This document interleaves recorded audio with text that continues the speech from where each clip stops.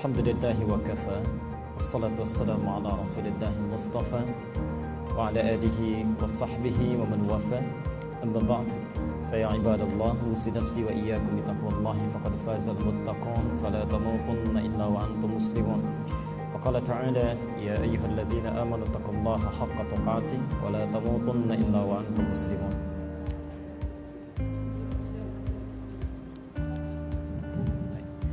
Bapak Ibu sekalian, saudara-saudariku, rahimani wa rahimakumullah. Alhamdulillah, hari ini kita kembali diberikan nikmat oleh Allah Subhanahu wa taala hadir di masjid ini untuk mempelajari sebagian dari tuntunan agama Allah. Kita bermohon pada Allah Subhanahu wa taala mengawali pertemuan kita. Semoga pertemuan ini diberikan keberkahan oleh Allah Subhanahu wa taala dan kemudahan sehingga mudah bagi kami untuk menyampaikan, mudah untuk dicerna dan mudah untuk diamalkan dalam kehidupan kita. Baik, kita akan coba efektifkan waktu kita. Materi yang dimintakan untuk dibahas dalam kesempatan ini adalah tentang tazkiyatun nafas. Baik, ada manhaj dulu yang barangkali mesti kita sepakati dulu sebelum kita membahas pada topik bahasan. Ya. Dalam setiap pembahasan materi yang akan dikaji, saya akan coba berusaha untuk menampilkan dulu makna di balik kalimat atau istilah pembahasan. Kita tidak masuk kepada inti dulu, ya. Karena setiap ulama ketika membuat sebuah istilah itu tidak hampa makna, bukan cuma kata-kata tapi tidak ada artinya. Ya. Di setiap kalimat yang disebutkan oleh ulama pada satu cabang ilmu atau bahkan pada satu kitab yang dituliskan itu berisi pesan-pesan penting yang menunjukkan kandungan kitabnya. Seperti contoh misalnya, ya, ada Imam As-San'ani ketika beliau menuliskan kitab Subulus Salam, ya, syarah Bulughul Maram. Ya, Bulughul Maram pun ada kisahnya itu, ya, yang karangan Al-Asqalani itu, ya, Ibnu Hajar Al-Asqalani. As-San'ani itu mulanya Syiah, ya, mulanya Syiah, dan beliau anak seorang tokoh Syiah. Kakeknya pun seorang tokoh Syiah, ya. Cuma Masya Allah punya keinginan kuat untuk banyak belajar dari guru A, guru B dan seterusnya. Sehingga satu masa ketika tumbuh menjadi pemuda, ya, ada keinginan untuk rihlah, ingin datang ke Mekah. Maka saat pergi ke Mekah kemudian melakukan rihlah ilmiah selain menunaikan ibadah pada saat itu, maka bergurulah belajar dari orang-orang Sunni. Belajar A, belajar B, belajar C sampai menemukan bahwa selama ini ada kekeliruan yang pernah ditempuh. Ya, maka beliau berpindah meninggalkan, ya, apa yang diyakininya selama ini, lalu meninggalkan kepercayaannya, berpindah menjadi Sunni. Yang paling menarik ketika mengembangkan pelajarannya, yang pertama dilihat, diamati, dibaca itu kitabnya Ibnu Hajar Al-Asqalani, namanya Bulughul Maram. Ya. Bulughul Maram itu kitab hadis yang khusus merangkum tentang ajaran fikih saja. Dimulai dari taharah, ya, kemudian misalnya salat, zakat, semua bab fikih. Jadi dari semua kitab hadis,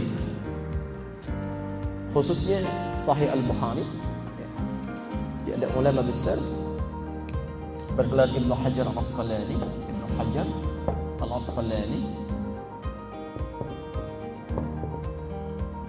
Di lain waktu saya ceritakan kisahnya bagaimana beliau ini yang tadinya sulit menghafal sesuatu sekeras batu tiba-tiba menjadi cair, ya, begitu dibacakan bisa cepat hafal, ya. Di lain waktu kita bahas. Ini membaca Sahih Al-Bukhari, kemudian memberikan syarah, menjelaskannya dalam 18 jilid, ya, 18 jilid. Dari 18 jilid ini isinya Sahih Al-Bukhari, ya.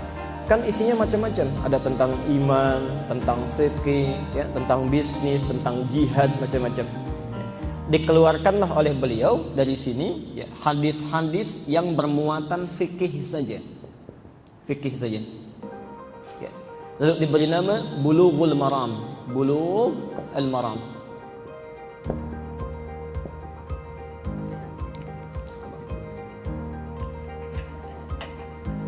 Bulugh artinya sampai pada sesuatu yang sangat diharapkan. Bulugh, ya. Bulugh sampai, ya. Makanya kalau orang sudah sampai pada satu masa yang dibebani oleh taklif fikih, ya, sampai pada usia dia wajib sholat, wajib puasa, ya, wajib melakukan ibadah, itu orangnya disebut baligh. Ya, orangnya baligh, sudah baligh, ya, waktunya sudah sampai pada masa dia wajib menunaikan ketentuan ibadah. Ya, sampainya disebut dengan bulugh. Maram itu cita-cita yang sangat diharapkan, ya, hal yang sangat didambakan, itu maram.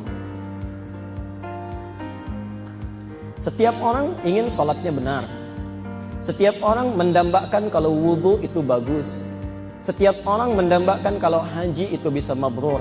Ya, maka beliau menamakan kitabnya ini dengan Bulughul Maram. Kalau Anda ingin sampai pada hal yang sangat didambakan, ibadahnya benar sesuai dengan harapan, baca kitab yang telah saya tuliskan ini. Itu maksudnya. Ya. Cuma isinya itu tidak ada keterangannya, cuma hadis saja. Ya, tentang taharah hadisnya ini, ya, tentang salat hadisnya ini, tentang zakat hadisnya ini, tapi tidak dijelaskan. Dibacalah oleh As-San'ani, ya, ketika diamati oleh beliau, ini kitab bagus sekali, cuma tidak ada keterangannya. Maka diberikanlah penjelasan oleh beliau, ya. Dalam bahasa Arab, penjelasan yang sangat terang, lugas, mudah untuk dicerna, dipelajari, diamati, disebut dengan syarah. Syarah. Syarah. Pelan, syarah. Ya. Maka beliau menulis syarah dari sini, syarah Bulughul Maram. Ya. Setelah tuntas diselesaikan, ya, tulisannya sudah selesai, sudah komplit, maka mulailah kemudian diberikan namanya. Difikir-fikir, direnungkan oleh beliau kira-kira apa nama yang sesuai untuk kitab yang telah beliau tulis itu. Nah. Beliau pernah ingat bahwa dulu pernah keliru. Ya, salah dalam keyakinan, salah dalam sikap, salah dalam berakhlak, ya, jalannya tidak tepat. Termasuk barangkali ada orang yang pernah toharohnya keliru, sholatnya keliru, harusnya membasuh tangan saat wudu dari tangan ke siku, ini dari siku ke tangan, ya. Padahal ayat Qur'annya wa aydiyakum ilal marafiq, tangan ke siku. Ada yang membasuh saat wudu siku ke tangan, itu kan keliru, ya. Nah, biasanya orang dibanding dengan benarnya, keliru dengan benarnya biasanya lebih banyak mana? Banyak yang benar, banyak yang keliru. Nah, dalam Quran diistilahkan sesuatu yang benar itu selalu digambarkan dengan satu jalan, namanya sirat.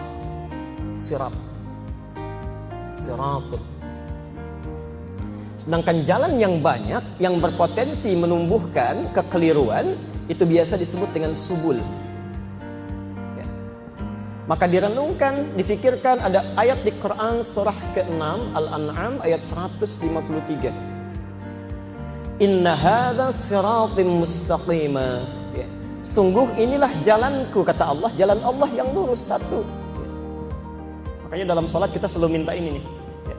Setelah Malik Yaumiddin, iyyaka na'budu wa iyyaka nasta'in, kita ucapkan apa?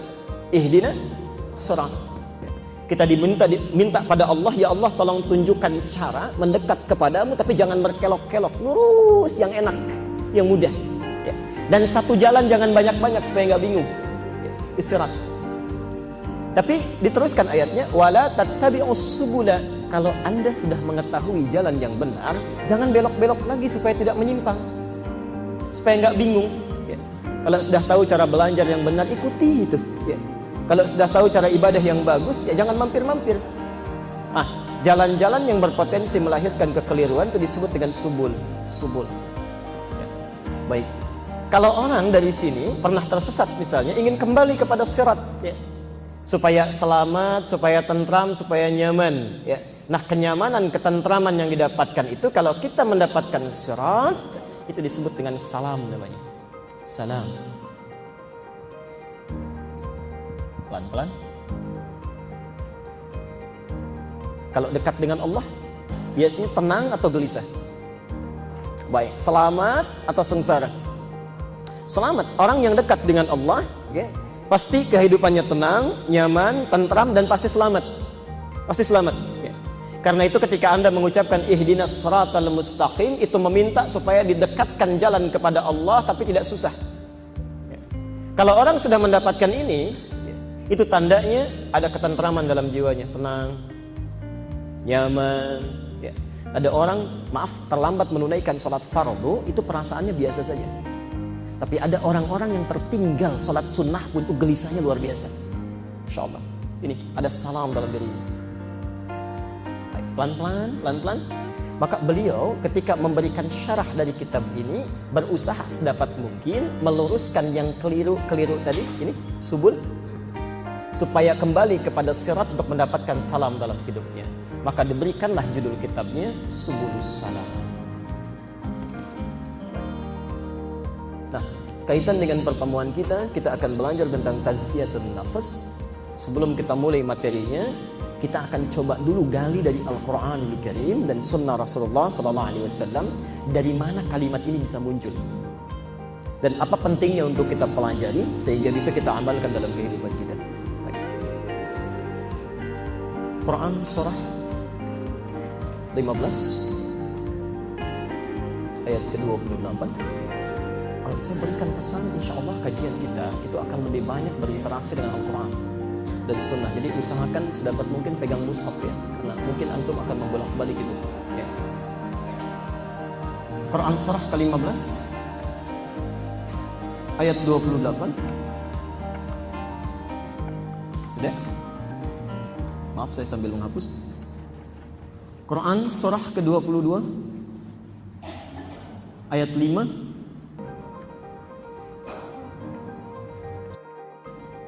Al-Hajj ayat ke-5, 3, Quran surah ke-23.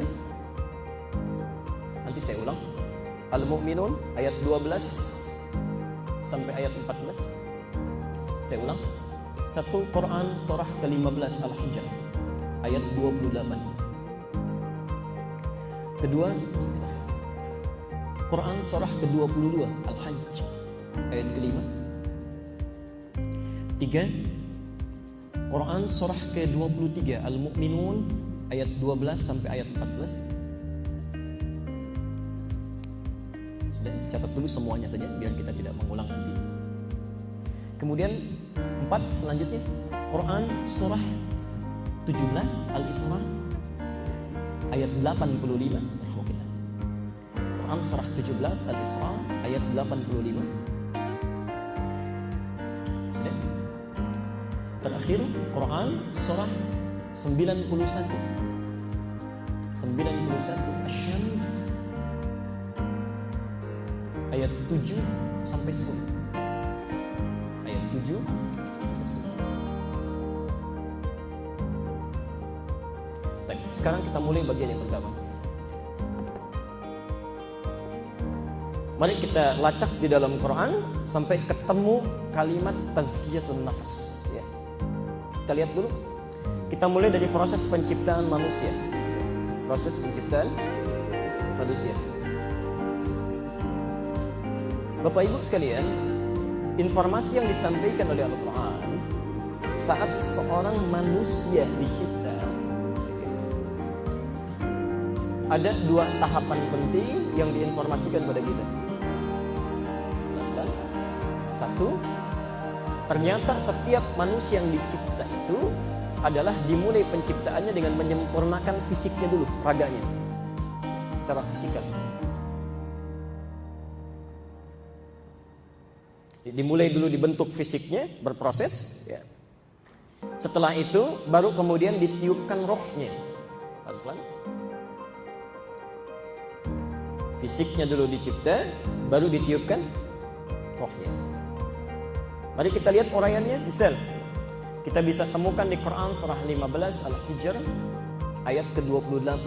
Ini ayat pertama yang menunjukkan kepada kita tentang manusia pertama yang dicipta. Pelan-pelan. Wa idh qala rabbuka lil malaikati inni khaliqun bashar. Dan ingatlah Muhammad ketika Tuhanmu berfirman pada malaikat menyampaikan, saya akan menciptakan seorang manusia, bashar. Ya, 35 kali terulang dalam Al-Quran, ini manusia. Min salsalin min hama'in masnun. Perhatikan. Fa idza sawaituhu. Kalau sudah saya sempurnakan bentuk fisiknya. Jadi penciptaan manusia itu dimulai dengan prosesnya menyempurnakan fisiknya dulu. Karena kalimat sawwa itu artinya kesempurnaan fisik. Ya. Misal ayat yang sama makna yang sama di Quran surah 32 ayat 9 As-Sajdah. Tsumma sawwahu wa nafakha fihi min ruhi. Kami sempurnakan penciptaan fisiknya. Di fisik dulu. Bagaimana rincian penciptaan fisik ini? Ibu bapak nanti bisa baca di luar ini ya, di Quran surah ke-22 Al-Hajj ayat yang kelima. Surah 22 Al-Hajj ayat kelima. Atau di Al-Mu'minun Quran surah 23 ayat 12 sampai ayat 14. Saya pelan-pelan. Ini rincian paling rincinya nih ya, sampai menemukan ini. Tapi yang paling menarik, Nabi memberikan gambaran yang sangat mudah untuk kita pahami. Lihat hadis Nabinya. Lihat hadis Nabinya. Proses penciptaan fisik ini terutama di alam rahim, nanti untuk anak cucu Adam. Kalau Adam kan tidak dikandung ya. Nah, proses penciptaan fisik ini disingkat oleh Nabi. Ibu bapak bisa temukan, Anda bisa temukan paling gampang di Al-Arba'in.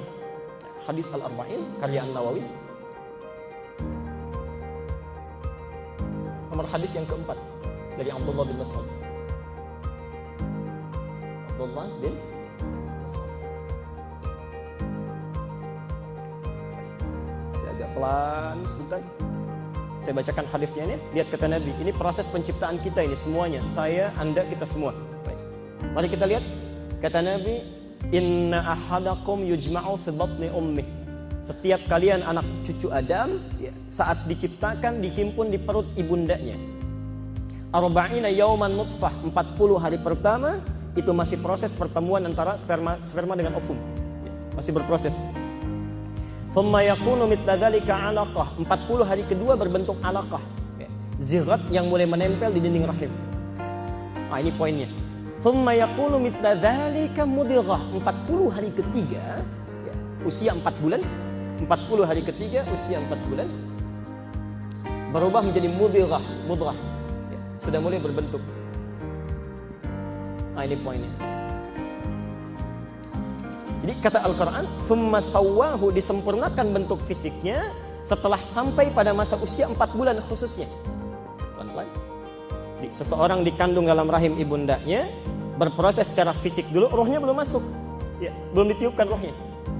Baru setelah proses fisik ini mencapai usia 4 bulan ya, namanya mudghah, sudah mulai berbentuk.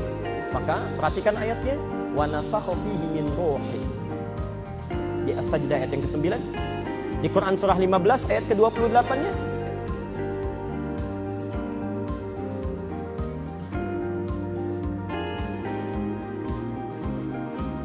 Wa idza sawaituhu wa nafakha fihi min ruhi. Maka apabila sudah masuk usia 4 bulan ini, sempurna penciptaan fisiknya berbentuk mudghah, maka kami tiupkan roh dalam fisik ini, dalam jasad ini. Ya. Jadi maaf, orang yang dikandung, ibu yang tengah mengandung, bayinya sudah berkembang, ditiupkan roh usia berapa kandungannya? 4 bulan. Ingat betul ya, seorang perempuan yang tengah mengandung usia 4 bulan artinya rohnya sudah ditiupkan. Rohnya sudah ditiupkan. Hadisnya saya teruskan, saya baca ulang hadisnya. Setelah sampai usia 4 bulan, thumma yursalu ilaihi malak, kemudian diutus malaikat. Wa yanfukhu fihi ruh, dan diperintahkan oleh Allah untuk meniupkan roh. Jadi manusia berproses usia 4 bulan, berbentuk fisiknya, setelah 4 bulan baru rohnya ditiupkan. Pelan-pelan. Nah, saya mau tanya sebentar. Kalau roh asalnya dari mana? Saya ulang. Roh asalnya dari mana? Dari mana taunya? Oke. Nah, kita kembali ke Quran. Quran surah 17 ayat 85. Yas'alunaka 'anir ruh. Banyak orang bertanya kepadamu Muhammad tentang roh. Qulir ruhu min amri rabbi. Katakan urusan roh itu urusan Tuhanku. Ya. Itu cuma punya Allah, asalnya dari Allah. Nabi nggak punya kewenangan. Jadi Quran surah 17 Al-Isra ayat 85.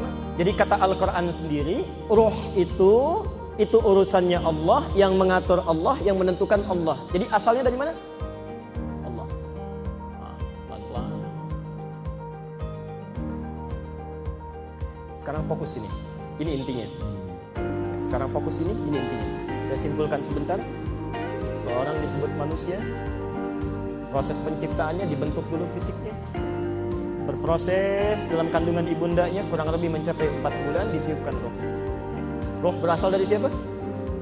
Sekarang perhatikan, Allah itu sifatnya suci atau kotor? Suci. Mungkin nggak ada kotoran sedikit saja? Tidak. Bersih atau tidak? Bersih. Perhatikan, karena Allah punya sifat suci, bersih, murni, maka semua yang berasal dari Allah pasti suci, pasti bersih. Karena itu ketika roh ditiupkan pada fisik seorang manusia, roh ini pun membawa sifat-sifat kebaikan. Karena roh asalnya dari Allah, maka roh yang ditiupkan pun sifat-sifat yang dibawanya selalu baik. Perhatikan, kumpulan sifat baik yang dibawa oleh roh ini itu disebut dengan takwa. Takwa. Pelan-pelan. Saya ulang ya. Roh karena asalnya dari Allah, Allah sifatnya suci, bersih, tidak ada celah sedikit pun, maka segala yang berasal dari Allah pasti semuanya baik. Karena itu ketika roh ditiupkan dalam jasad seseorang, roh pun sudah membawa sifat-sifat kebaikan, potensi kebaikan, namanya takwa. Sekarang fisik tadi yang berproses dalam rahim seorang perempuan, maaf, sumbernya dari mana? Dari Allah langsung atau ada proses ikhtiar manusia? Tidak langsung berasal dari Allah diberikan, tapi terlibat proses ikhtiar manusia di sini, ada usaha manusia. Maaf, misal ibu tengah mengandung, tidak akan mungkin kandungan akan berkembang baik kecuali ada asupan yang masuk ke dalam rahim kan? Ibu makan, minum dan sebagainya, Masya Allah. Yang jadi masalah kadang-kadang, maaf, kalau suaminya bawa makanan yang baik-baik, yang dimakan baik, halal, thayyib, Masya Allah, maka janin ini akan berkembang dengan sangat luar biasa bagusnya. Tapi kalau yang dimakan yang syubhat, apalagi yang haram, bercampur dengan ini, ya, berproses selama 4 bulan itu, maka jadilah kualitas janin yang dikandung, mudghah yang terbentuk, ini sudah membawa unsur-unsur masalah. Yang jadi persoalan, perhatikan sini, pelan-pelan. Saya ilustrasikan ya, saya ilustrasikan. Ini ada cawan ya, tempat. Kemudian anggap misalnya yang bening ini, ya, yang bening ini rohnya. Sekarang saya ingin sampaikan, bila ada seseorang ya, saat tengah mengandung dia makan yang baik-baik, yang bening, yang bersih, ya kita anggap misalnya seputih susu bersih. Kalau susu dicampurkan dengan yang bening ini warnanya jadi apa? Baik, putih. Kalau bercampur dengan yang syubhat, yang dimakan salah, coklat misalnya, coklat kalau dicampur dengan yang bening jadi apa warnanya? Kalau yang dimakannya haram, kotor dan sebagainya, misal kopi dimasukkan ke sini jadi apa? Hitam. Maka kata Rasulullah, anak Adam tercipta dari tanah. Adam tercipta dari tanah, anak Adam tercipta dari tanah. Sedangkan tanah ada yang coklat, yang bersih, yang hitam, bahkan melumpur. Baik. Karena itulah roh ketika bercampur ya, dengan fisik, fisik ini tidak murni membawa sifat kebaikan seperti roh. Masih bercampur, cenderung memancarkan sesuatu yang berbeda. Sesuatu yang memancarkan, yang kadang-kadang berbeda, bisa baik, bisa buruk, bisa tidak. Itu dalam bahasa Arab disebut dengan fujur. Fujurun. Yang tidak selamanya baik. Pelan-pelan. Karena itulah roh ketika masuk ke dalam fisik, ini agak tinggi ya, agak dalam, jadi kita butuh fokus sebentar. Ketika roh masuk ke dalam fisik, dia kan tidak murni lagi ya. Ya, tidak murni takwa, tapi sudah bergabung dengan fujur, ya, sudah nyampur, ya, sudah bercampur. Karena itulah, karena roh sudah tidak lagi dalam arti bening, ya, seperti semula, karena bercampur dengan fujur, maka namanya dirubah oleh Al-Quran bukan roh lagi. Kalau roh sudah masuk ke dalam fisik seseorang, namanya dirubah oleh Quran menjadi nafas, nafas, karena unsurnya sudah bercampur, ya, nafas. Nafas. Dari sini diserap dalam bahasa Indonesia menjadi nafas. Karena kalau roh sudah masuk ke dalam fisik, sudah bisa bernafas. Nafas. Pelan-pelan. Kenapa disebut dengan nafas? Ya, tidak roh lagi. Karena di dalamnya itu sudah berkumpul bukan hanya takwa saja, tapi sudah menyatu dengan fujur. Takwa plus fujur. sudah bergabung. Tadi sudah seperti saya ilustrasikan ya. Buka Quran surah ke-91 ayat 7 sampai 10. Perhatikan pelan-pelan.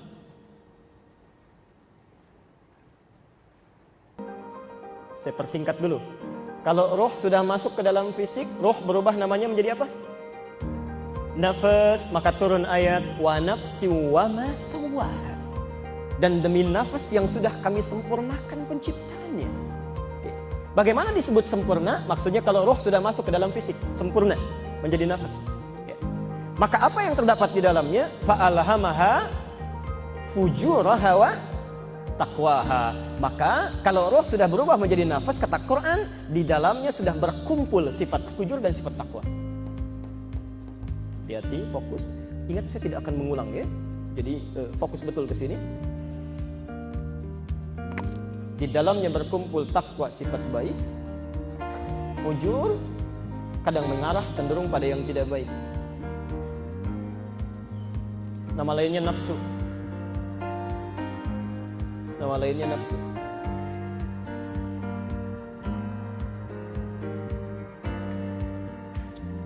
Lihat sini. Takwa terulang sebanyak 115 kali dalam Al-Quran. Nafsu, nama lain dari fujur, terulang sebanyak 115 kali dalam Al-Quran.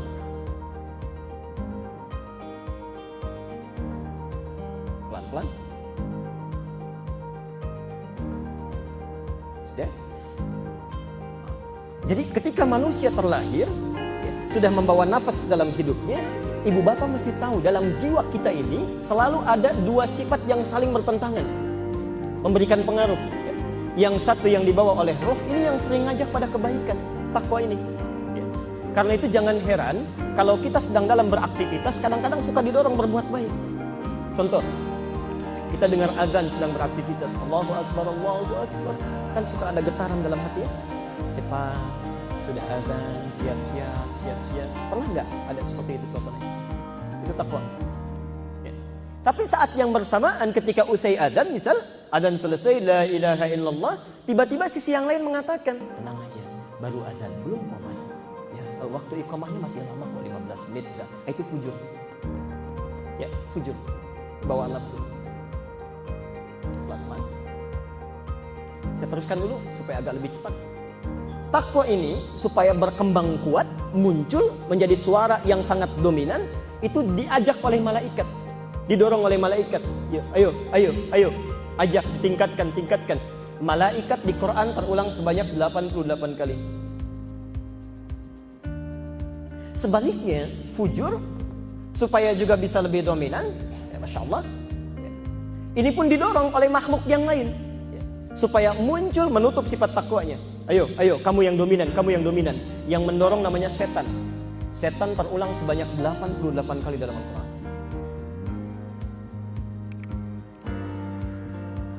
Pelan-pelan.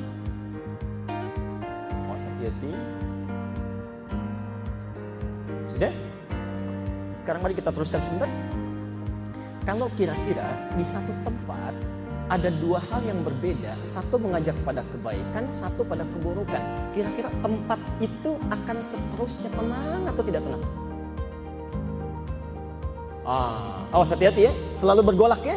Kadang naik, kadang turun, kadang naik, kadang turun.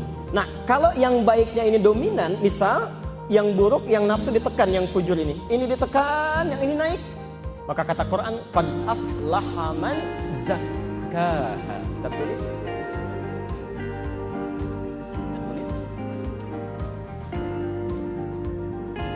Qad aflaha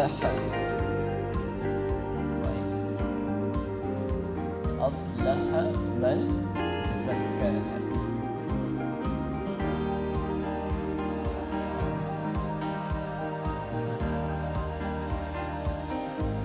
Sungguh kata Quran, aflaha pasti akan selalu tentram, bahagia, nikmat sekali. Ya, pelan-pelan. Man zakkaha, orang yang bisa menekan sifat nafsunya ini, ya, membersihkan. Zakah itu menyucikan, membersihkan, ya, ditekan, hilangkan yang kotor-kotornya, pelan-pelan. Jadi kalau Anda bisa menekan yang ini, yang nafsunya ini, memunculkan yang baik-baiknya, itu hidup kita pasti tentram. Enak kata Quran itu. Bisa. Saya beri contoh cepatnya. Kita terapkan dulu sebentar.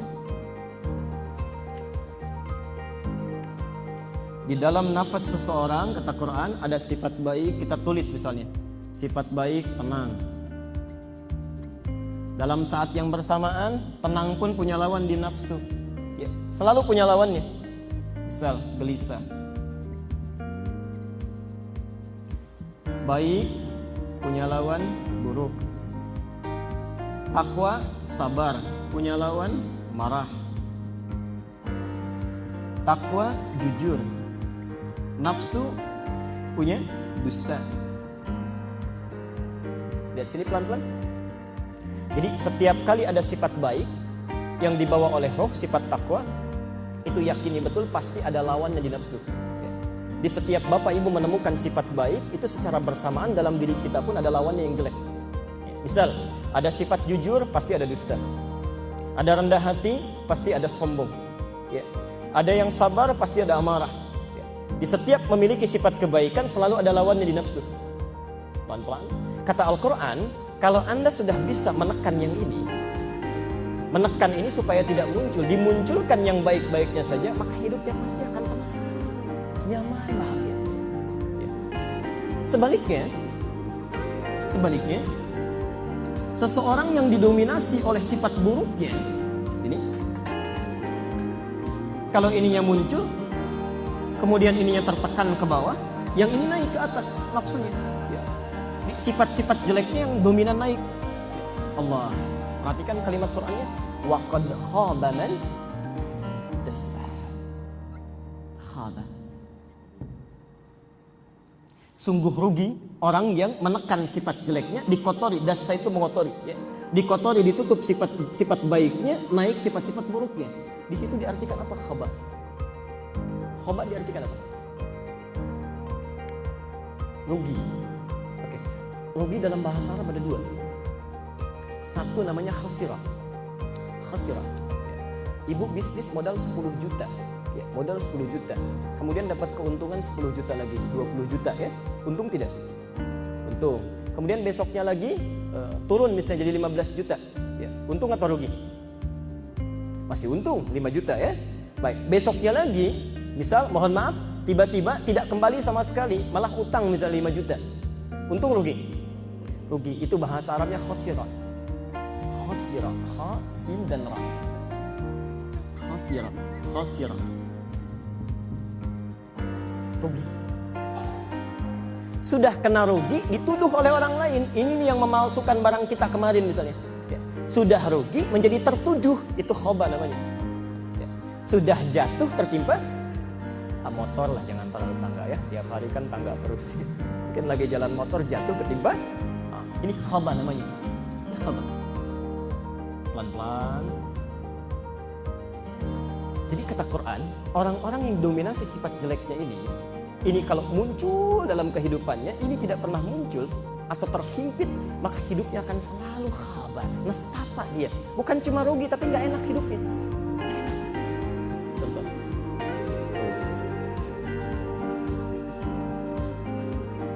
Sedang duduk di depan rumah, tiba-tiba ada teman lewat misalnya, tidak disapa.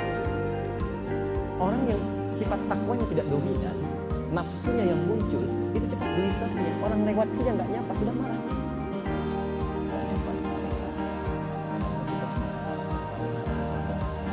Sudah sombong bilang. Mau tidur pun kadang masih dipikirin juga. Ketemu suami dibahas juga. Tahu nggak pas tadi lewat ketemu teman nggak nyapa. Nah, kalau sifat yang nafsunya ini muncul lebih dalam, prasangka buruknya itu selalu dominan.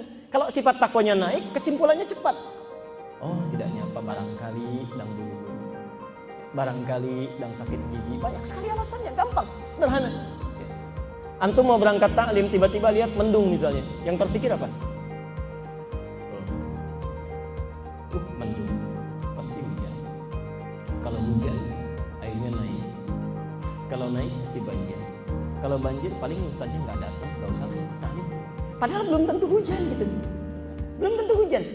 orang-orang yang dihimpit oleh sifat nafsunya yang dominan ini, itu hidupnya itu nggak pernah tentram, nggak enak. Ya, yang dilihat tidak enak, yang didengar tidak nyaman, itu jadi masalah. Dan yang jadi persoalan, mohon maaf, saat manusia meninggal dunia, tadi kan ada fisik ya, ada fisik, kemudian ada roh. Ini fisik, roh di dalamnya. Yang jadi persoalan, saat manusia meninggal dunia, ini yang datang rohnya, yang dicabut apanya? Yang pulang pada Allah. Sudah keliru kan? Ternyata yang pulang bukan rohnya, yang pulang nafasnya. Nafas. Hati-hati, yang datang dengan yang pulang beda. Yang datang dengan yang pulang beda. Hati-hati. Kenapa? Karena saat datang ditiupkan oleh Allah melalui malaikat, ditiupkan menyatu dengan fisik ini belum bawa apa-apa. Cuman bawa potensi-potensi baik saja, namanya takwa. Ketika masuk kepada jasad, itu yang dikembangkan menjadi amalan. Ya. Kemudian dia sholat, dia puasa, dia zakat, dia tersenyum, dia sedekah. Takwa ini berubah menjadi amalan. Punya bentuk amal. Karena itu saat dia kembali kepada Allah, itu yang pulang bukan cuma rohnya. Sebab kalau rohnya yang pulang, ini nggak bawa apa-apa. Sama dengan saat ditiupkan. Yang pulang itu yang kembali kepada Allah, itu yang disebut dengan nafas. Ali Imran ayat 185. Kita hafal. Kullu nafsin dha'iqatul, bukan kullu ruhin. Ya ayyatuhan nafsul mutmainnah. Masyaallah. Jadi kalau bekal Anda baik misalnya, ya, takwanya selalu digunakan pada kebaikan, misal takwanya kuat, takwanya tinggi. Saat pulang karena bekal-bekalnya yang baik, pulangnya enak, tenang. Ya. Karena jiwanya itu tenang, digunakan pada yang baik, aflah tadi nyaman, nafsunya ditekan, maka saat pulangnya pun lancar, enak. Panggilannya mudah. Ya ayyatuhan nafsul mutmainnah, hei jiwa yang tenang. Karena yang dominan yang takwanya. Yang berbahaya kalau ini bermasalah. Ya. Takwanya tidak pernah muncul. Yang dominan nafsunya, marahnya, dengkinya, iri hatinya, dendamnya, celaknya dan sebagainya. Ini nggak pernah muncul. Ini yang sulit pulang. Ini yang sulit pulang. Karena itulah mengambil dari kalimat ini pelan-pelan. Bagaimana caranya supaya kita bisa menekan yang jelek tadi, memunculkan yang baik-baiknya. Yang takwanya bisa muncul, yang jeleknya bisa turun. Kata Al-Quran, perhatikan. Zakkaha, kita keluarkan. Zakka.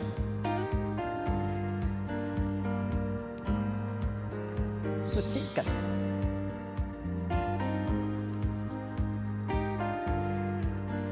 Pelan-pelan. Sucikan, bersihkan.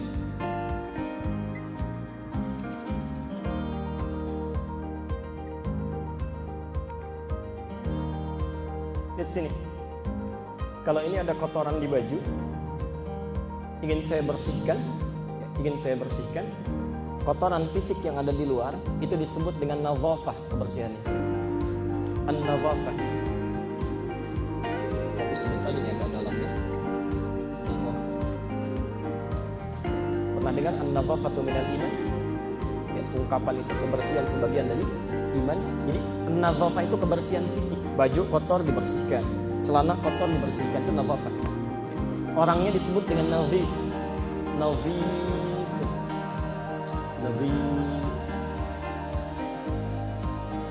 Jadi kalau ada yang bernama misalnya Pak Nadhif, itu artinya orang yang penampilannya selalu bersih. Ya. Rapi, bersih, baju bersih, celana bersih, ya, sepatu bersih, itu nadhif. Ya. Pernah lihat orang masuk, ada masuk ke mall, bajunya rapi, bersih, pakai dasi, pakai jas, ya. Celananya bagus, pakai pentopel. Tapi maaf, ternyata copet misal. Ternyata copet. Hatinya nggak bersih. Nah, kalau kita ingin mengatakan sesuatu yang dibersihkan itu hatinya, yang dalamnya tak nampak keluar, itu dalam bahasa Arab disebut dengan zakah. Tapi nggak pakai tasydid. Zakah gini. Membersihkan sesuatu yang tak nampak, menyucikan, bersihkan. Ya, pelan-pelan. Karena lihat indahnya bahasa Quran. Allah tidak mengatakan laqad aflaha man nadhafaha misalnya. Kalau pakai nadhafaha itu artinya, maaf, dikeluarkan dulu nafasnya, dibersihin tuh. Ya.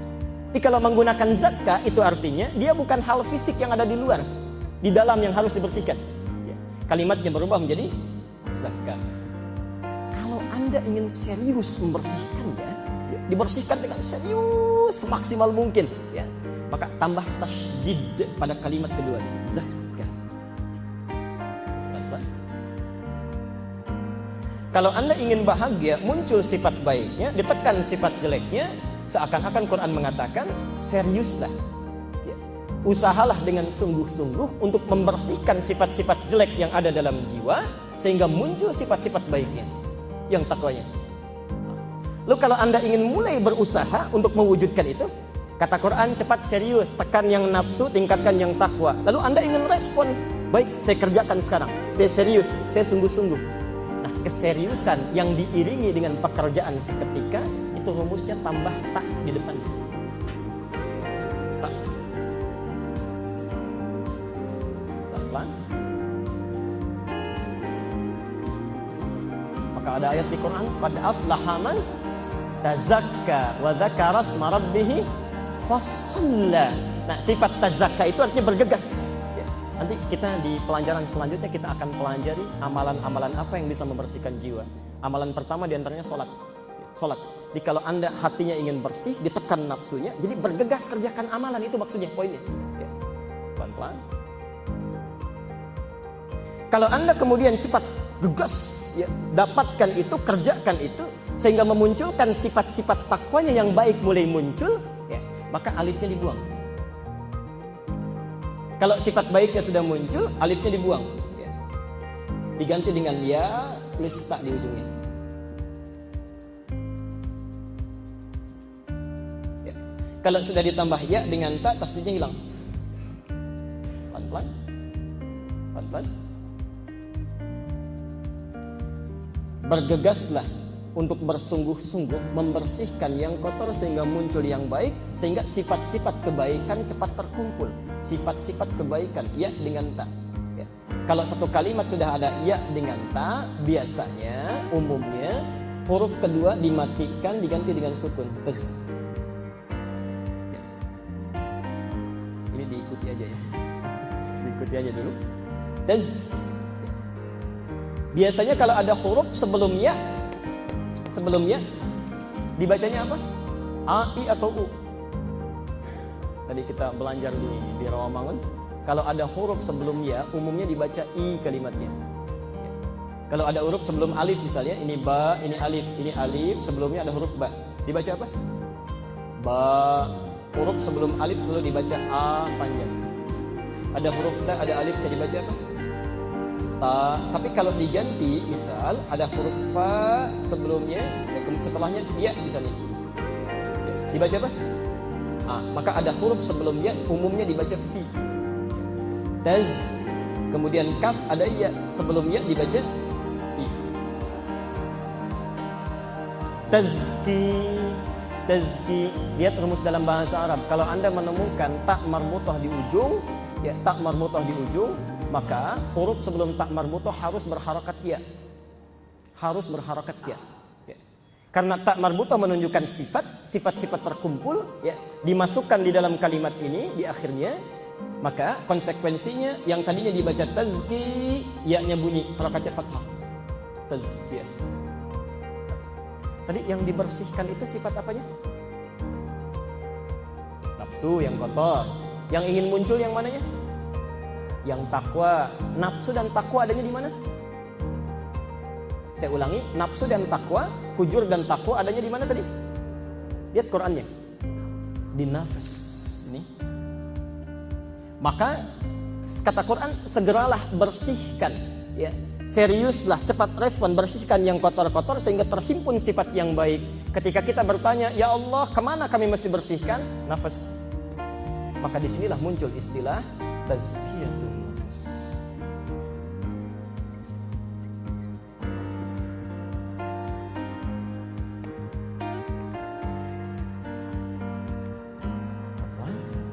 Jadi tazkiyatun nafas itu adalah istilah yang disebutkan oleh para ulama sebagai ilmu yang fungsinya untuk membimbing kita bagaimana cara menekan nafsu yang buruk sehingga memunculkan lawannya takwa yang baik-baik. Jelas di sini? Nah, sekarang kita teruskan dulu pelan-pelan. Teruskan pelan-pelan.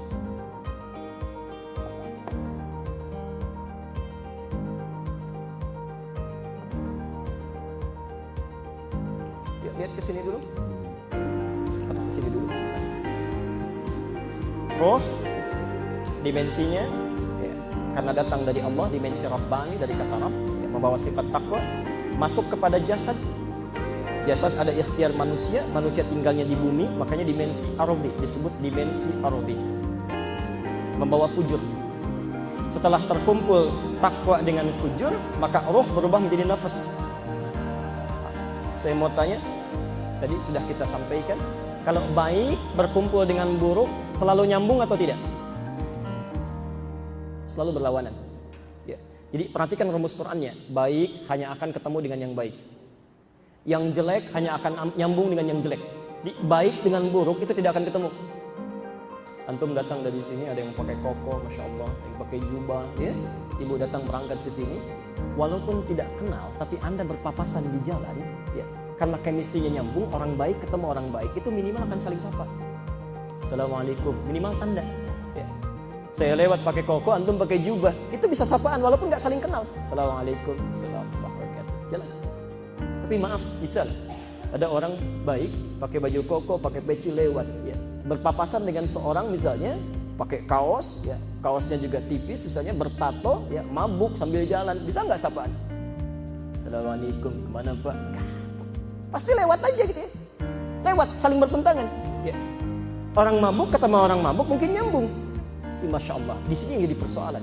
Takwa ketika berkumpul dengan fujur, yang jadi persoalan kumpulnya di satu tempat di sini, di nafas. Ini yang menyebabkan keadaan seseorang nafasnya tidak pernah tentram, ya, kadang selalu bergolak. Antum sedang taklim tenang gitu ya, begitu keluar dari sini gelisah lagi. Sedang baca Quran tenang, begitu selesai ditutup nggak tenang lagi. Pernah merasakan itu? Karena selalu bergolak. Perhatikan, dalam bahasa Arab sesuatu yang tidak pernah tentram, selalu terbolak-balik, bergolak lagi, itu disebut dengan qalbu. Qalbu namanya, dari kata quluba, sesuatu yang tidak pernah tentram, qalbu.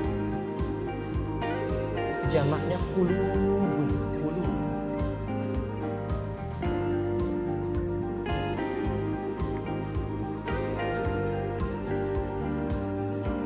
Pernah ingat doa ini yang diajarkan Nabi? Ya muqallibal qulub, tsabbit qulubana ala dinik. Masya Allah. Perhatikan, ini doa bagus sekali. Misal, kalau antum sudah istiqamah dalam satu ibadah, misal sudah mulai senang tahajud nih, senang tahajud nyaman, maka baca doa ini.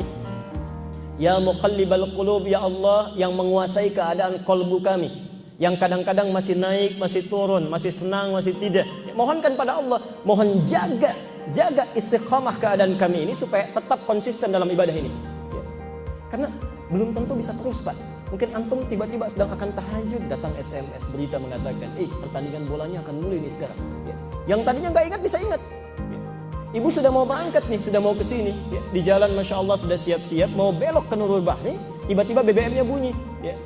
Jom cepat, bawa Kelapa Gading diskon 90%. Ya. Itu nggak mudah. Ya muqallibal qulub ini. Qalb. Nah, pelan-pelan. Nafas, ini tempatnya. Sifat yang ada di dalam nafas itu disebut dengan qalbu. Jamaknya qulub. Karena selalu bergolak, sebetulnya qalb itu bukan tempatnya, itu sifatnya sebetulnya, sifat pergolakannya. Cuman karena pergolakannya ini semakin banyak dibahas, itu yang sering mengemuka, maka sebagian orang menyebutnya sebagai tempatnya, bukan sifatnya. Jadi kalau ditanya nafas ada di mana? Di dalam qalbu. Seperti dua hal yang sama beda. Dua hal yang sama padahal beda.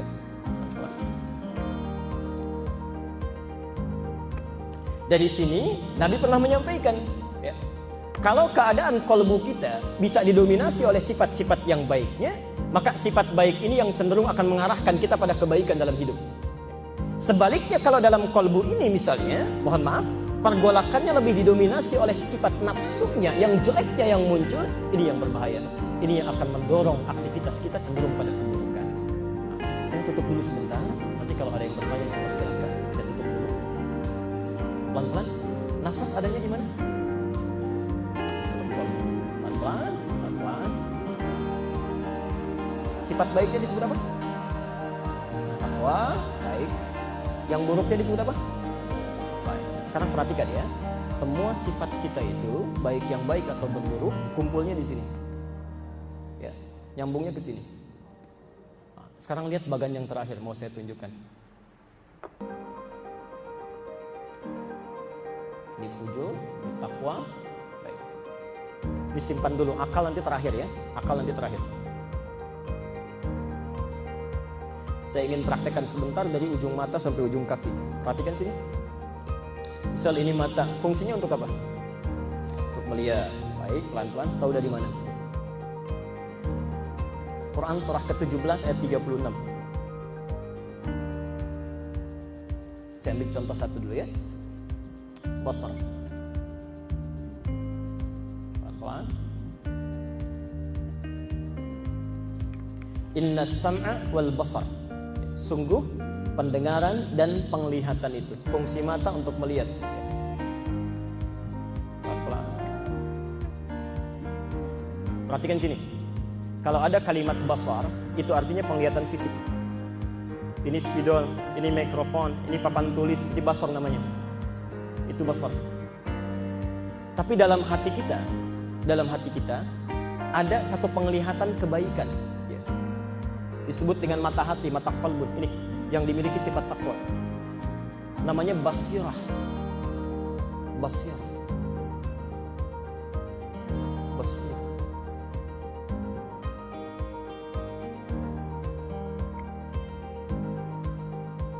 Pelan-pelan. Sudah? Nah, sekarang perhatikan ya. Kalau inti hatinya, misal, yang munculnya selalu yang jelek-jelek, ya, yang buruk, yang tidak baik, ini yang paling dominan, ya. Ini yang ditembuskan nanti, tembus, ini ditutup, ini yang tembus ke mata. Ya. Ada yang tembus ke mata, tembus ke telinga, tembus ke tangan, tembus ke kaki. Jadi mata, tangan, kaki itu aktivitasnya, itu menunggu respon yang ada di dalam nafas. Kalau yang di dalam nafasnya dominan yang jelek, maka ini yang ditembuskan ke dalam organ tubuh kita, ini yang menjadikan perilaku kita buruk. Jelas di sini? Pelan-pelan. Misal, di dalam ini yang muncul sifat marah. Basirah tertutup. Maka marah ditembuskan ke dalam mata, mata yang tadinya bisa melihat dengan tenang tiba-tiba melotot. Ya. Ditembuskan ke mulut, mulut yang seharusnya fungsinya berkata yang baik-baik untuk zikir tiba-tiba mencela. Ditembuskan ke tangan, tangan yang tadinya untuk memberi tiba-tiba bisa memukul. Kaki tiba-tiba bisa menendang. Jadi kalau isinya di nafsu ini, di nafas ini jelek, yang kotor, yang dominan, maka ini yang akan muncul ya, sifat-sifat buruk. Sebaliknya, masya Allah, kalau dalam dirinya ini yang muncul selalu sifat takwanya, misal yang muncul lawannya sabar. Begitu dicela oleh orang lain, saking sabarnya dia cuma menunduk, matanya nunduk. Tangannya tidak mengepal, biasa saja. Ya. Kakinya tidak bergerak, tenang saja. Di semua respon sekujur tubuh kita, dari ujung kepala sampai ujung rambut, itu yang menentukan keadaan hati ini. Jelas sampai sini? Baik, saya tutup dulu. Al-Bukhari nomor hadis ke-52. Al-Bukhari nomor hadis 52. Di Al-Arba'in An-Nawawiyah nomor hadis yang ke-6. Al-Arba'in nomor hadis yang ke-6. Saya bacakan cepat ya. Anda hafal hadisnya. Saya bacakan sampai ujung hadisnya saja supaya lebih mudah ya, ujung hadisnya. Ala wa inna fil jasadi mudghatan idza salahat salahal jasadu kullu wa idza fasadat fasadal jasadu kullu ala wa hiyal. Hadisnya agak panjang ya. An Nu'man bin Bashir radhiyallahu anhuma qala Rasulullah sallallahu alaihi wasallam innal halala bayyinun wa innal harama bayyinun wa bainahuma umurun mushtabihatun la ya'lamuhunna katsirun minan nas. Dia lihat ujungnya. Ala kata Nabi, ketahuilah, yakinlah, wa inna fil jasadi mudghah, di dalam tubuh kita ada mudghah tadi, sekerat daging yang kecil saja. Idza salahat, kalau baik kualitas ini, salahal jasadu kulluh, itu mata, telinga, mulut, lidah, kulit sampai ujung kaki semua akan baik. Tapi yang jadi masalah, mohon maaf, kalau buruk itu Wa idza fasadat fasadal jasadu kullu, pasti akan buruk seluruhnya. Jadi kalau ada orang sekarang berperilaku maksiat, lisannya buruk, telinganya buruk, pandangannya buruk, itu yang bermasalah itu hatinya. Karena itulah ilmu ini menjadi penting, bukan hanya sekedar menjadikan kita rajin dalam beribadah, tapi mohon maaf juga menjadikan kita bening dalam menyikapi berbagai persoalan sehingga melahirkan karakteristik yang paling dicintai oleh Allah Subhanahu wa taala. Ini hamba yang paling takwa. Baik. Bapak Ibu sekalian, ada satu bagian lagi sebagai bagian penutup, tapi saya mau simpan dulu, sekiranya ada yang mau ditanyakan saya perkenankan. Saya belum selesaikan tentang mata. Kalau tidak ada pertanyaan, saya mau tutup dulu dengan bagian yang terakhir. Baik, Quran surah ke-24 kita praktek. Quran surah 24 An-Nur.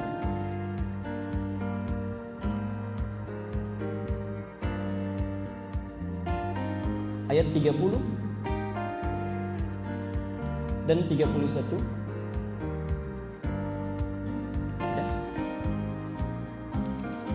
Quran surah 75 Al-Qiyamah ayat ke-14.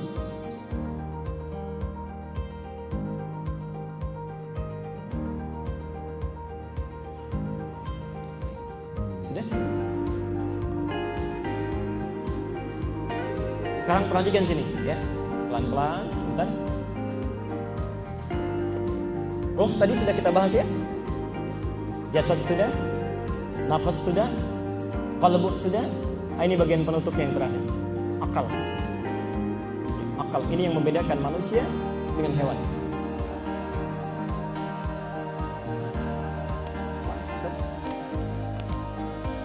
Saya hapus yang ini dulu.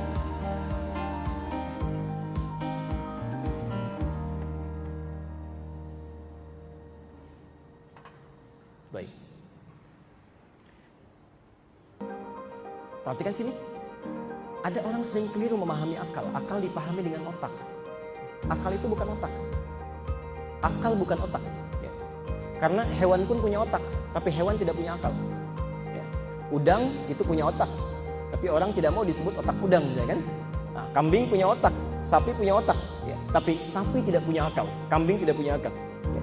Dalam bahasa Arab, otak disebut dengan muh. Tapi yang kita bicarakan sekarang akal, al-aqlu. Sekarang perhatikan, ini bagian yang terpenting. Bapak Ibu sekalian, kalau ada satu benda ingin Anda ikat misalnya, menempel begini, kemudian diikat. Ya. Ikatan ini dalam bahasa Arab setidaknya memiliki 3-4 kosakata. Satu, ya, disebut dengan qaidun, qaid, qaf, ya, dal. Qaf, ya, dal.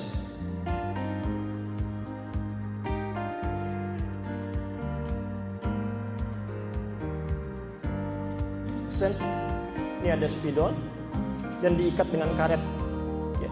Maka ikatannya disebut dengan qaid. Kalau ikatannya tidak nampak tapi melekat kuat tapi tidak kelihatan, ya, itu disebut dengan alaq. Ain lam qaf, alaqun.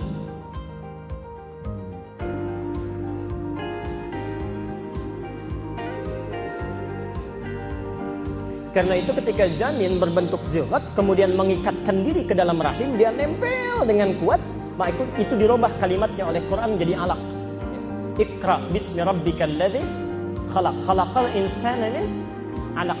Kenapa disebut alaq? Karena dia sudah mulai menempel di dinding rahim, kuat menempelkan dirinya, tapi nggak kelihatan, ya, nggak kelihatan. Bahaya kalau ada seorang ibu mengandung misalnya kelihatan zigotnya nempel, itu kan berbahaya, ya, pasti tertutup, tidak nampak. Tapi kalau ada ikatan yang sangat kuat, baik nampak ataupun tidak, terlihat ataupun tidak, mengikat sesuatu dengan kuat, itu bahasa Arab yang disebut dengan aqala. Al-aql. Di kedua makna ini diwakili oleh makna akal. Saya ulang, ikatan yang sangat kuat yang mengikat sesuatu, baik nampak ataupun tak nampak, dalam bahasa Arab disebut dengan aqala. Sifatnya disebut dengan akal. ingin sampaikan satu yang penting. Teori tazkiyatun nafas yang penting tuh yang ini ya.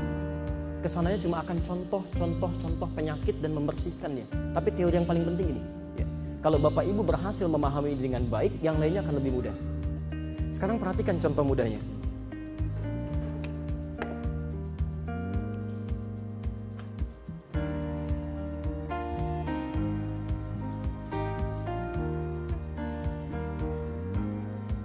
Tadi sumber takwa dan sumber nafsu ada di mana? Kalbu ya. Nah, ini. Di sini ada nafas, di sini ada takwa plus fujur atau nafsu. Baik. Tadi setelah kita bahas semua respon-respon yang ditujukan kepada anggota tubuh kita kan asalnya dari sini ya. Ya. Mata baik itu berkedip ataupun melotot atau tenang, asalnya dari sini. Apakah takwa yang masuk atau fujur yang masuk? Ya. Jelas di sini? Baik. Kalau tidak jelas langsung disampaikan ya. Sekarang perhatikan, kalau sudah ada respon dari sini, dari takwa misalnya respon, kan ditembuskan langsung ke anggota tubuh ya. Ada yang ke tangan, ada yang ke mata seperti tadi, ada yang ke telinga. Nah, ini yang penting dicatat. Dalam kerja takwa ini ataupun nafsu ini menembuskan ke dalam anggota tubuh disebut dengan jasad, pelan-pelan tembuskan ke sini. Itu tidak langsung ke tangan, tidak langsung ke mata, tapi lewat perantara dulu disebut dengan akal. Dari sini masuk ke sini ke akal, baru masuk ke anggota tubuh, ke jasad. Misal ada seseorang misalnya diminta untuk marah, dari hatinya marah. Nggak langsung ke mata melotot, tidak. Ke akal dulu, akal menerjemahkan, lalu diminta marah, maka mata melotot. Ya. Tangan mulai menggenggam, kaki mulai bersiap menendang. Itu sepersekian detik cepatnya. Ya. Nanti satu saat kita akan coba bersama-sama membahas dengan Dr. Manufris Kasim. Saya sudah panel dengan beliau membahas tentang ini. Ya. Beliau itu seorang dokter ahli neuroscientific, ya, dengan ahli jantung dan otak. Itu sudah melakukan penelitian ilmiah, kemudian bahkan melakukan MRI, Pak. Dan ini terlihat langsung dalam penglihatan beliau secara ilmiah bahwa ada jalur-jalur dari mulai kolbu ke akal baru sampai ke jasad. Jadi nggak langsung ke jasad. Nah, yang menarik, ternyata akal ini pun punya fungsi ganda. Respon yang dikeluarkan oleh takwa ataupun nafsu, ternyata itu pun tergantung dari apa yang dikerjakan oleh anggota tubuh ini. Ya, contoh, ya agak susah memahaminya ya, pelan-pelan dulu. Mata fungsinya untuk apa tadi? Melihat. Nah, yang dilihat mata itu yang baik-baik saja atau yang jelek juga? Boleh angkat tangan kalau tiap hari lihat yang baik aja, boleh angkat tangan. Lihat yang jelek? Yang sedikit? Oh, Bapak kalau lihat iklan shampoo, yang dilihat shampoo-nya apa orangnya? Gak mudah ya? Baik. Sekarang perhatikan. Artinya apa? Saat seseorang dari mata saja melihat sesuatu, itu tidak semua yang baik yang dilihat. Ya. Barangkali yang jelek mungkin yang dilihat. Nah, ini yang jadi persoalan. Akal ini akan dengan cepat menangkap semua yang direspon oleh seluruh anggota tubuh. Saya mulai dari mata. Kalau mata lihat yang baik-baik, maka informasi yang ditangkap oleh mata sekejap ditangkap oleh akal, terus diteruskan ke sini. Baik ketemu dengan baik, yang baik dari akal ditembuskan ke takwa. Karena itu jiwa takwa yang cepat akan memberikan respon. Misal, Anda lihat seseorang mau datang ke masjid. Begitu mata melihat yang baik-baik, orang ke masjid, dia langsung akan memberi sinyal. Sifat takwa muncul. Cepat, orang sudah bersiap-siap ke masjid, masa kamu masih sendiri juga? Ibu lihat temannya misalnya ke ta'lim, sudah siap-siap, catatan dibawa, itu responnya cepat takwanya. Cepat, temanmu sudah bawa catatan, masa kamu datang dengan tangan hampa? Misal, takwa. Yang jadi masalah, mohon maaf, kalau yang dilihat selalu yang tidak baik. Ya. Lihat maksiat, lihat gambar yang tidak bagus, lihat pemandangan yang tidak elok, maka mohon maaf, informasi yang diikat oleh akal itu pun buruk. Ini yang masuk ke sifat fujur. Maka kalau sudah masuk ke sifat fujur, ini yang memberikan titik kepada takwa, jadi penyakit. Itu tuh. Ya, pelan-pelan. Maka yang direspon sifat-sifat kebaikan, sifat-sifat buruk. Ya. Kalau sudah seperti ini yang bahaya. Ini yang bahaya. Maka mata akan sulit melihat sesuatu yang baik lagi. Ya, contoh,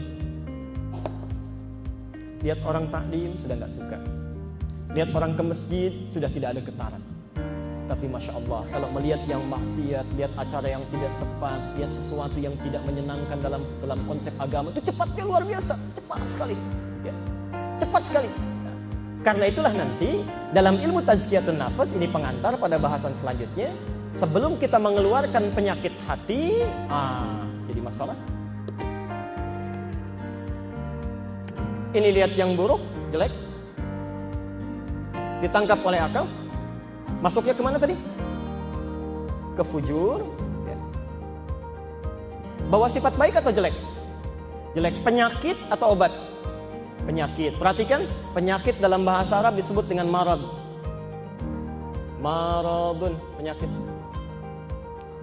Kalau orang sering lihat yang buruk-buruk, pada hakikatnya dia sedang membawa penyakit dimasukkan ke dalam kolbunya, ke sini. Ya. Ke sifat fujurnya. Pelan-pelan. Kolbu tadi jamannya apa? Qulubun. Al-Baqarah ayat 10. Fi qulubihim maradun fazadahumullahu. Ada orang yang karena organnya sering beraktivitas yang jelek-jelek, yang haram-haram, yang buruk-buruk, maka yang masuk ke dalam hatinya selalu penyakit. Takwanya nggak respon. Karena itu nanti kita akan temukan ayat-ayat Quran pertama kali mengajarkan tazkiyatun nafas itu bukan mengobati penyakit. Bukan mengeluarkan dulu yang kotor dalam jiwa, tapi mencegah yang kotor supaya tidak masuk dulu ke dalam hati. Pelan-pelan ya. Kebanyakan materi tazkiyatun nafas yang dibahas di berbagai tempat itu bagaimana mengeluarkan sifat buruk dalam hati. Tapi kata Quran petunjuknya sebelum dikeluarkan sebetulnya cegah dulu supaya yang jelek tidak masuk ke dalam diri. Ya. Jadi kalau Anda sudah bisa mencegahnya, kenapa mesti mengeluarkannya? Ya. Pelan-pelan. Quran surah ke-24 tadi ayat 30. Kita tutup di sini. Kembali ke mata.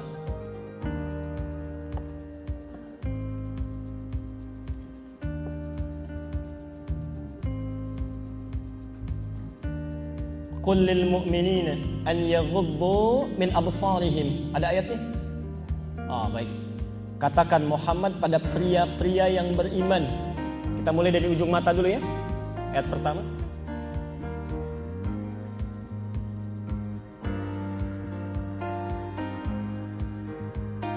Qul lil mu'minina an yaghuddu min absarihim. Katakan Muhammad pada pria-pria yang beriman supaya menjaga pandangannya. Lihat. Dari kata yaghuddu ini muncul istilah ghaddul basar. Tadi pandangan mata disebut apa? Masih ingat tadi saya tulis? Basar ya. Dari sini muncul istilah ghaddul basar. Nah, sebetulnya ini konsep tazkiyatun nafas yang pertama. Bagaimana caranya supaya penyakit tidak masuk ke dalam kalbu, sebelum masuk supaya tidak dibersihkan, lebih baik cegah dulu supaya dia nggak masuk. Caranya, maaf, kalau selama Anda masih punya pandangan, palingkan dari sesuatu yang dilarang oleh Allah dan Rasulnya. Bukan untuk pria saja, perempuan juga begitu. Ayat 31-nya, wa kullil mu'minati an yaghuddna min absarihinna. Katakan juga bagi perempuan-perempuan yang punya iman. Allah. Mohon maaf ya, artinya kalau Anda di ayat Quran meminta sesuatu kepada kita meninggalkan larangan, lantas Anda kerjakan, dan ayat itu diawali dengan kata iman, artinya ada masalah di iman kita. Misal, Allah minta, hei pria yang beriman, jaga pandangan, lalu Anda tidak menjaganya, maka ada masalah di iman kita. Hei perempuan yang beriman, tundukkan pandangan, tapi ibu tidak bisa menjaganya, ada masalah dalam imannya. Jelas di sini? Nah, maka konsep yang pertama kata Al-Quran, sebelum kita berbicara membersihkan penyakit, jangan undang penyakit dimasukkan ke dalam jiwa. Ini konsep bagian yang pertama. Pelan-pelan, kalau ini sudah bisa dilakukan dengan baik, maka basar akan berubah menjadi basirah, pandangan hati. Basirah. Basirah.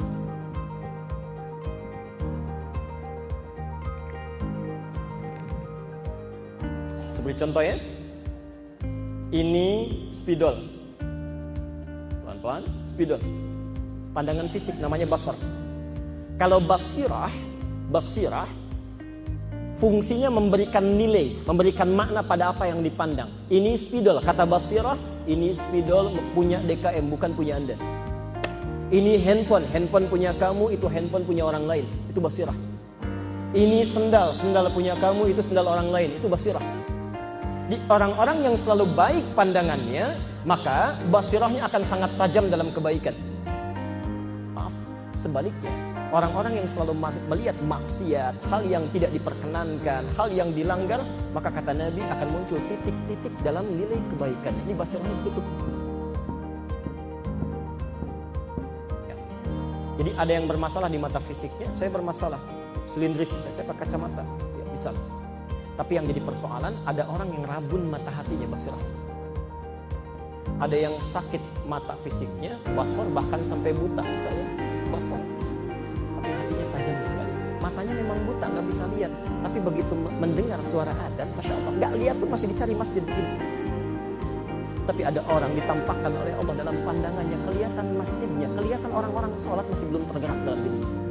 Yang paling berbahaya, maaf, jika ada orang yang terus berbuat melihat maksiat, terus dilakukan tanpa pernah sadar dengan bahaya daripada itu, maka mohon maaf, basirahnya akan tertutup. Ini tidak akan peka lagi pada kebaikan. Ya. Al-Baqarah ayat 7, khatamallahu ala qulubihim wa ala absarihim ghishawa. Ada orang yang matanya tertutup karena seringkali melihat yang buruk, basirahnya nggak fungsi. Ya. Keluar dari masjid mau pulang tuh, ini kayaknya sendal saya yang ini deh, bukan kayaknya yang ini, bukan kayaknya yang ini. Padahal ke masjid nggak pakai sendal itu. Gitu pulang pakai sendal orang, karena matanya nggak bisa lihat basirahnya. Atau kita cukupkan dulu ya untuk materinya. Jadi saya simpulkan dulu sebentar supaya agak nyambung runtutannya. Ya. Maaf kalau agak sedikit mesti lompat karena memang ini agak dalam kajiannya untuk pengantar, tapi kesananya akan lebih mudah. Ya. Saya permudah dulu konsepnya. Saya permudah. Satu, setiap manusia, kalau mau ditulis silakan. Setiap manusia, Al-Quran,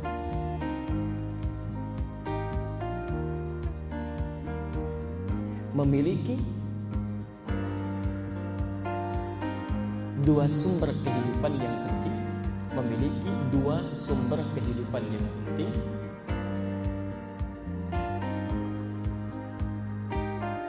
yaitu roh dan jasad. Yaitu roh dan jasad.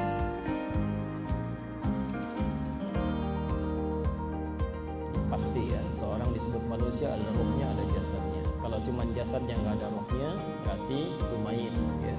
Kalau cuma jasad, roh tidak ada jasadnya, nah itu persoalan. Sudah? Dua. Roh berasal dari Allah. Roh berasal dari Allah yang Maha Suci. Roh berasal dari Allah yang Maha Suci. Sehingga unsur-unsur yang dibawa oleh roh, unsur-unsur yang dibawa oleh roh selalu bersifat suci, selalu bersifat suci, mengumpulkan banyak kebaikan, mengumpulkan banyak kebaikan. Dalam kurung takwa, dalam kurung takwa. Tadi sudah saya terangkan. Selanjutnya, adapun jasad, tiga. Adapun jasad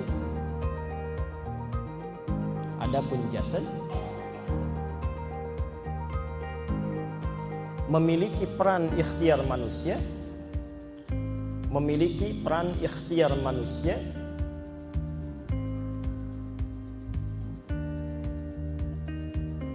dalam pembentukannya,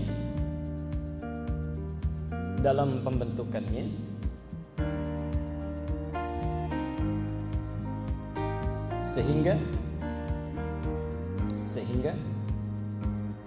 seringkali bercampur unsur kebaikan,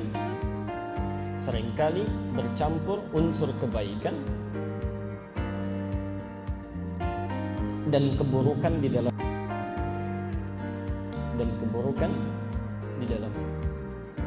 kurung fujur, disebut dengan fujur.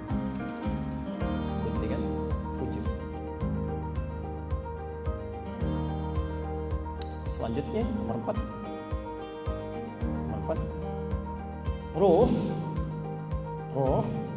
yang membawa sifat takwa, roh yang membawa sifat takwa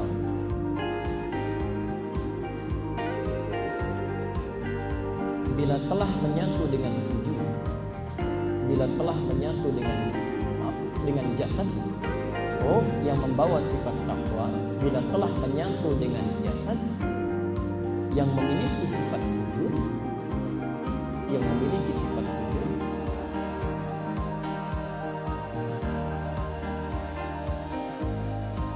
akan berubah keadaannya menjadi nafas, akan berubah keadaannya menjadi nafas, menjadi nafas, nun fa sin, nafs, nafas. Dalilnya tadi sudah dicatat ya. 5 selanjutnya. Nafas akan sangat berperan,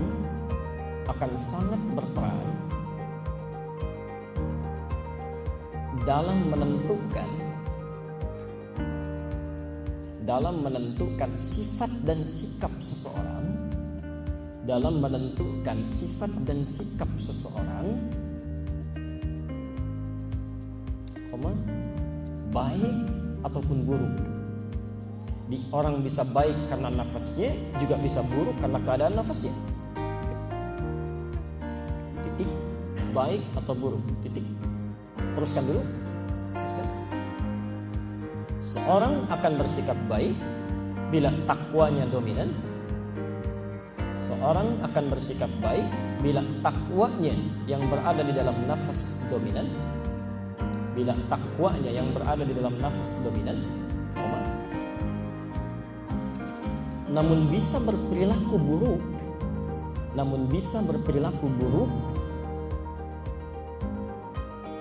bila fujurnya dominan.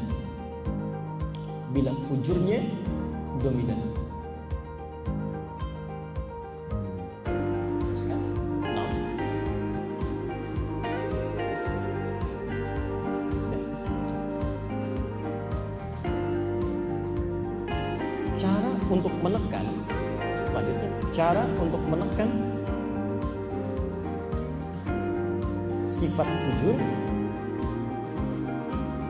untuk menekan sifat fujur, agar sifat-sifat takwa bisa muncul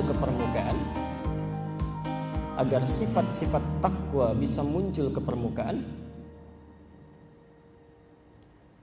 dan menghimpun banyak kebaikan,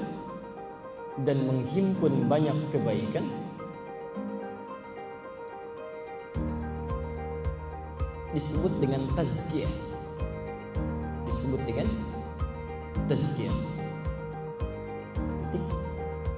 Teruskan. Dari sinilah lahir istilah tazkiyatun nafs.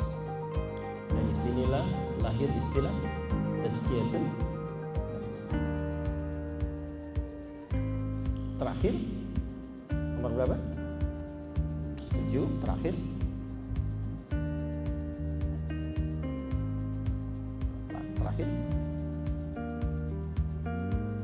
Respon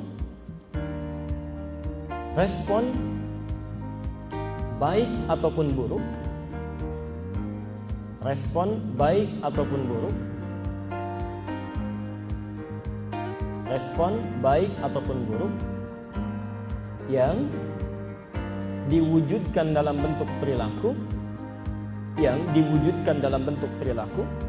misal pandangannya baik atau buruk, tangannya baik atau buruk, dan sebagainya. Respon baik atau buruk yang diwujudkan dalam bentuk perilaku akan sangat bergantung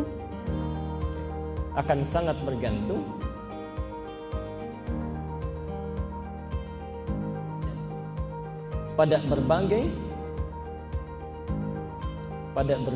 informasi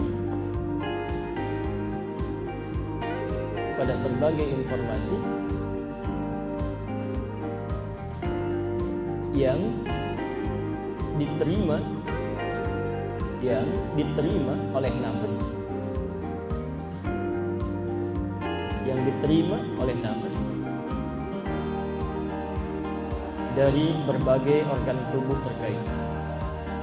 Dari berbagai organ tubuh terkait. Dalam kurung silakan ditulis mata, ya. Dalam kurung mata. Nah ini kurang lebih ya. Bisa dilihat. Mata, telinga, mulut, lidah, kulit. Mata, telinga, mulut, lidah, kulit. Sekira kita berhenti kajian kita di sini. Untuk pengantarnya, nanti untuk tahapan berikutnya kita akan keluarkan fase pertama dalam ilmu tazkiyatun nafas yang dimunculkan oleh Al-Quran.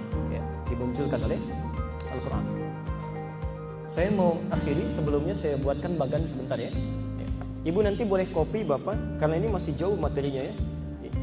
Dia ada bentuk jiwa, mutmainnah, lawamah, ammarah, ya, kondisi hati dan sebagainya. Masih agak jauh kita. Sekarang lihat bahasannya. Saya berikan petanya sebentar. Nanti untuk pertemuan berikutnya saya berikan silabus. Ya, kemudian saya berikan konsep bahasannya dan referensi kitabnya supaya nanti kajian kita bisa lebih fokus. Ya.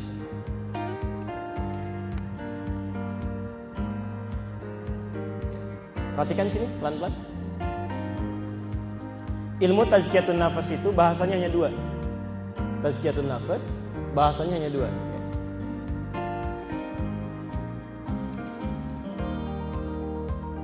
Satu,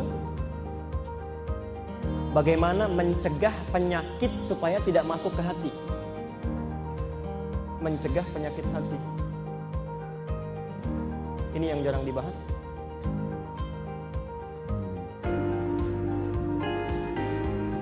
Yang kedua, bila penyakitnya sudah masuk ke dalam hati, bagaimana membersihkannya? Membersihkan penyakit hati.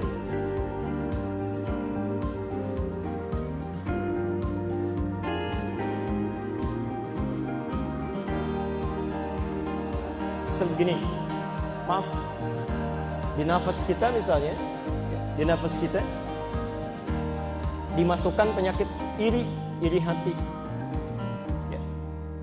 Nah, ada seseorang melihat sesuatu kemudian iri itu apa? Dari mana sumbernya? Ya. Kalau Anda bisa mencegah iri hati ini untuk tidak masuk ke dalam nafas, kenapa dimasukin? Ya. Kalau kita bisa cegah, jangan biarkan dia masuk, kita cegah ini.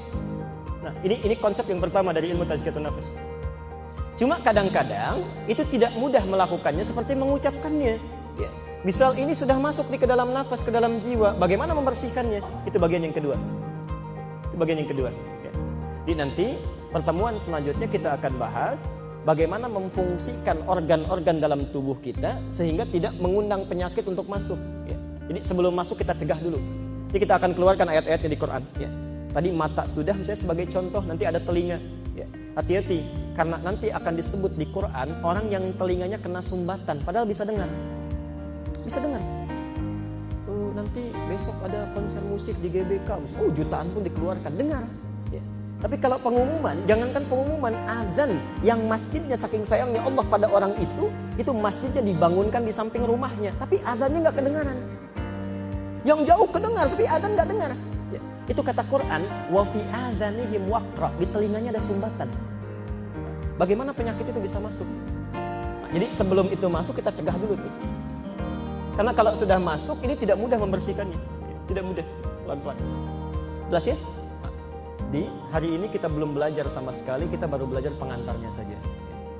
Kita baru belajar muqaddimahnya, pengantar sampai menemukan kalimat apa itu ilmu tazkiyatun nafas. Slide-nya sudah saya buat, kalau ada yang mau mengcopy nanti saya persilahkan. Tapi untuk kelengkapannya ini belum lengkap betul ya, karena baru sedikit saja kami masukkan. Saya kira itu untuk pertemuan kita kali ini. Bila ada pertanyaan barangkali saya perkenankan 5 sampai 10 menit ke depan. Kalau ada yang dituliskan lebih baik. Silakan. Bisa dibantu Mas?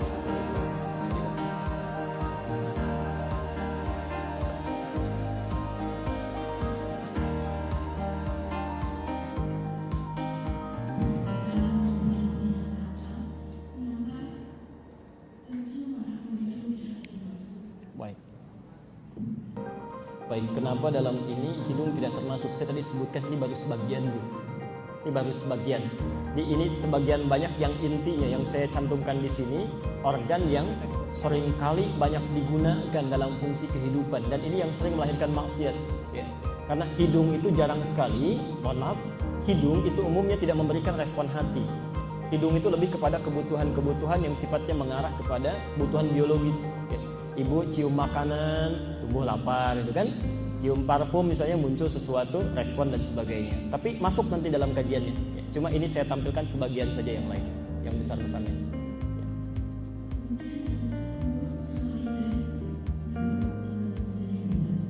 Baik. Makasih. Perhatikan. Bagus pertanyaannya, kenapa mulut dan lidah saya bagi dua? Ya. Bapak Ibu sekalian, sebetulnya kalau kita sebutkan mulut itu dibentuk melalui 3 unsur yang sangat utama. Ya. 1 lidah, 2 gigi, 3 ini bibir. Ya. Saya ulang, 1 lisan, lidah, 2 asnan, gigi, 3 bibir. Ya, maaf, bermasalah 1 di antara 3, maka organ ini tidak akan berfungsi sempurna. Misal, ada orang bibirnya ada, ya, giginya lengkap, tapi lisannya bermasalah misalnya, ya, lidahnya terpotong, dia nggak akan bisa bicara. Ada orang lisannya bagus, ya, mohon maaf, bibirnya lengkap, tapi giginya hilang semua, nggak akan jelas juga. Ya. Atau ada orang giginya misalnya bagus, kemudian lisannya baik, tapi bibirnya bermasalah, kena sariawan aja sedikit, maka terganggu fungsi bicaranya. Nah, kalau disebutkan mulut itu semua fungsinya, Bu, keseluruhannya. Dari mulai gigi sampai dengan bibirnya, kemudian lisannya. Kenapa saya keluarkan lidahnya khusus untuk lisannya? Karena lisan ini yang paling berperan memberikan sikap dalam perbuatan manusia. Ini lidahnya. Ini lidah yang mengarahkan pada pembicaraan yang baik, yang buruk dan sebagainya. Jelas ya? Baik. Ada yang lain? Jadi yang saya sebutkan ini bukan berarti yang lain tidak masuk, tidak. Ini sebagian fungsi terbesarnya saja. Yang lain akan disebutkan juga nanti insya Allah.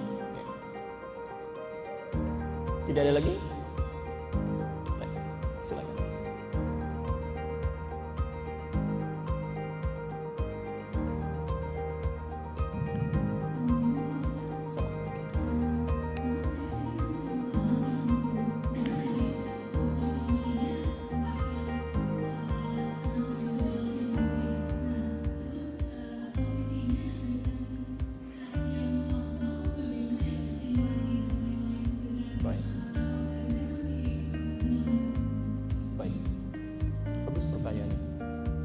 Pertama begini, Anda bisa bedakan dulu antara organ fisik.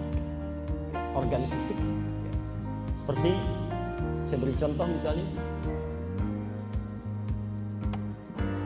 dalam bahasa Arab hati itu bukan qalbu.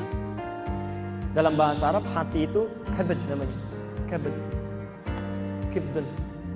Kalau Anda ke Mekah nanti umrah, kibdah itu artinya ayam atinya. Jadi ada roti kibdah itu maksudnya pakai ati ayam. Kibdah, kabad. Ini kabad. Pelan-pelan. Kalau kolbu bahasa Arab kedokteran, dalam istilah kedokteran itu jantung. Jantung. Heart itu kan jantung bahasa Inggrisnya. Kan? Bukan hati, jantung. Heart itu jantung, Bu. Hati itu liver. Ya. Ini hati. Secara fisikal ya, organ fisik. Kolbu dalam bahasa Arab, kolbu yang ini. Kalau digunakan dalam istilah kedokteran, itu jantung artinya. Tapi kalau dalam ilmu tazkiyatun nafas, yang dimaksudkan bukan ini. Bukan jantung secara fisikal, jantung rohani. Yang di dalamnya ada gejolak baik dengan buruk, gelisah dengan tenang dan sebagainya. Ya. Dia tidak bisa diindra, tapi bisa dirasakan. Bisa dirasakan. Ya. Buktinya ibu pun kan sedang merasakan sekarang kan. Saya merasa tenang, saya merasa gelisah. Ini yang wajahnya kelihatan tenang-tenang, belum tentu nggak punya masalah itu. Ya. Mungkin sedang gelisah, kapan Ustaz selesainya gitu kan? Macam-macam. Jadi pertama, tolong bedakan istilah-istilah yang difungsikan untuk kepentingan yang fisikal, fisik, ya. dengan istilah-istilah yang akan digunakan nanti dalam konsep tazkiyatun nafas yang lebih menyentuh pada istilah spiritual. Ya. Tapi ini garisnya antara organ fisik dengan istilah-istilah dari sisi spiritual ini nanti ada satu keterkaitan yang erat. Misal, mata fisik disebut dengan basar. Ya. Mata non fisik disebut dengan basirah. Okay. Misal nanti telinga disebut dengan udhun. Ya. Pendengarannya disebut dengan sama. Sama, ada udhun, ada sama. Nanti kita bahas. Ya. Ada orang yang fungsi fisikalnya misalnya basar, ya. Fungsi matanya dia bermasalah. Tapi ketika hatinya dilatih, itu bisa lebih tajam basirahnya dibandingkan dengan basarnya. Ya. Pernah dengar Imam Al-Bukhari? Imam Al-Bukhari, Anda yang punya kitabnya, Fathul Bari namanya. Fathul Bari syarah Sahih Al-Bukhari, ditulis oleh Ibnu Hajar Al-Asqalani. Lihat jilid yang pertamanya, halaman 631 di paragraf ketiga, baris 1 sampai dengan baris 9. Itu ada kisah yang sangat luar biasa. Al-Bukhari nama asli siapa? Al-Bukhari nama aslinya Muhammad, ya. Punya bapak namanya Ismail, kakeknya namanya Ibrahim, kakek buyutnya Al-Mughirah, eyang buyutnya Al-Bardizbah. Tinggal di Kecamatan Ju'fah, Kabupaten Bukhara, Provinsi Khurasan, negara Uzbekistan sekarang. Di Muhammad bin Ismail bin Ibrahim bin Al-Mughirah bin Al-Bardizbah Al-Ja'fi Al-Bukhari. Jadi Al-Bukhari itu nama daerahnya. Saya mau cerita singkat saja. Saya ingin gambarkan bagaimana ilmu tazkiyatun nafas diterapkan. Nanti ibu bisa praktekkan dulu. Ibu bisa praktekkan. Pak, maaf, Al-Bukhari itu sejak kecil matanya buta. Begitu beliau lahir, tumbuh 2 tahun, itu matanya buta. Matanya buta. Tapi Masya Allah, ibu bapaknya itu selalu melakukan amalan mendekat kepada Allah dan punya cita-cita anaknya ini mesti tumbuh menjadi anak yang soleh. Mesti tumbuh jadi anak yang soleh. Di saat anaknya wafat, Masya Allah, ini istrinya masih memegang teguh ya, komitmen di antara suami dan istri itu. Anak saya mesti berhasil. Single parent, ya, single parent. Maka Masya Allah, saat mulai tumbuh dalam keterbatasan matanya buta, sudah ikhtiar sana sini, tidak sembuh-sembuh. Tapi perhatikan, ketakwaan orang tua yang seringkali memohon kepada Allah itu berdampak pada penjagaan Allah. Anda titipkan anak kepada Allah, maka Allah akan jaga sepanjang hayatnya. Bapak ibu misalnya rawat di rumah ini ya, kalau di rumah bisa kelihatan. Keluar dari rumah siapa yang rawat? Siapa yang perhatikan, yang mengawasi? Itu nggak ada kecuali Allah. Di saat Anda titipkan kepada Allah, Allah yang akan mengawasinya. Karena itu nanti satu saat kita akan belajar dalam fikih keluarga ya, satu saat ya. Misal, perhatikan, ketika Hannah melahirkan Maryam, itu pertama kali yang dilakukan oleh Hannah dan Imran adalah menitipkan Maryam kepada Allah. Menitipkan Maryam kepada Allah. Di Ali Imran ayat 36 itu. Ya, falamma wada'atha qalat rabbi inni wada'tuha untha wallahu a'lamu bima wada'at wa laysa dzakaru kal untha wa inni sammaituha Maryama wa inni u'idzuha bika wa dzurriyyataha minasyaitonir rajim. Ya Allah, saya namai dia Maryam dan saya titipkan dia kepadamu supaya dilindungi dari tipu daya syaitan yang sangat terkutuk. Dititipkan. Maka Allah pun menjaga Maryam. Diterima oleh Allah ayat 37-nya itu. Yang paling menarik, ini ayat ditunggangi oleh ibu dan ayahanda Al-Bukhari saat lahir bapaknya meninggal tapi doanya gak pernah putus. Perhatikan, Al-Bukhari buta mata fisik yang disebut dengan basar, gak bisa lihat. Tapi Allah ganti dengan mata hati. Itu kalau beliau dibacakan satu kalimat misalnya di sepanjang halaman ini, itu bisa diulang titik komanya bahkan tanpa keliru sedikit pun. Al-Bukhari, saking tajamnya mata hatinya. Nah, yang mau saya sampaikan, satu ketika beliau datang ke majlis Qur'annya, kemudian belajar dengan gurunya, belajar Quran. Saat itu dibacakan surat Qaf, surat ke-50. Saat dibacakan, selesai gurunya membacakan, bertanya, man hafidha? Siapa yang telah hafal katanya? Tiba-tiba anak kecil usia 4 tahun, ya, sedangkan teman-temannya lebih daripada itu usianya, mengacungkan tangannya dan dia buta matanya. Dia katakan, Syekh, hafidtu ala dhahri qalbi. Saya sudah hafal dalam jiwa saya. Saya sudah hafal dalam kepala saya. Ya. Jadi ada orang yang hafal di luar kepala, ya, ada orang yang hafal di dalam kepala. Ya, hafalan terbagi dua ya. Hafal di luar kepala, itu belum masuk. Ya. Ada yang hafal di dalam kepala. Nah, Al-Bukhari ini dibacakan sekali bacaan, kata beliau saya sudah hafal. Gurunya bingung. Ada orang bisa melihat mushafnya dipegang belum hafal, ini anak gak bisa lihat sudah hafal. Kata gurunya, ta'ali bunai, maju sini. Iqra, bacakan. Allah, bukan hanya kalimatnya tapi makhrajnya, sifat huruf itu persis seperti gurunya yang membacakannya. Langsung dipeluk oleh gurunya, dikatakan padanya, perhatikan kalimatnya. Minal an tadrusul hadits. Mulai hari ini Ananda mesti belajar hadis. Itu senangnya luar biasa. Karena gurunya paham kalau Quran dimudahkan oleh Allah, pasti mudah bagi anak ini. Menghafal hadis saja begitu mudahnya, insya Allah. Maaf, dibacakan Quran saja begitu mudahnya, karena Quran itu dijamin. Ya. 4 kali diulang dalam Al-Quran sendiri. Tadi saya bacakan juga. Quran surah 54. Ya. Ayat 17, ayat 22, ayat 32, ayat ke-40. Walaqad yassarnal Quran. Kami sudah mudahkan Quran ini. Prinsip gurunya, bagi kamu Quran mudah, hadis pelajari. Lihat poinnya ya. Pulang ke rumahnya, bertemu dengan ibundanya. Kata Al-Bukhari kecil, ummi, bu. Tadi terjadi begini. Begini. Ibunya senang luar biasa. Ya. Perhatikan, Al-Bukhari mulai berkata, di sini keajaibannya. Kata Al-Bukhari kecil, ummi, uridu. Ma, saya ingin belajar hadis. Kata ibunya, Ananda punya keterbatasan. Iktafi bil Quran thumma hadis.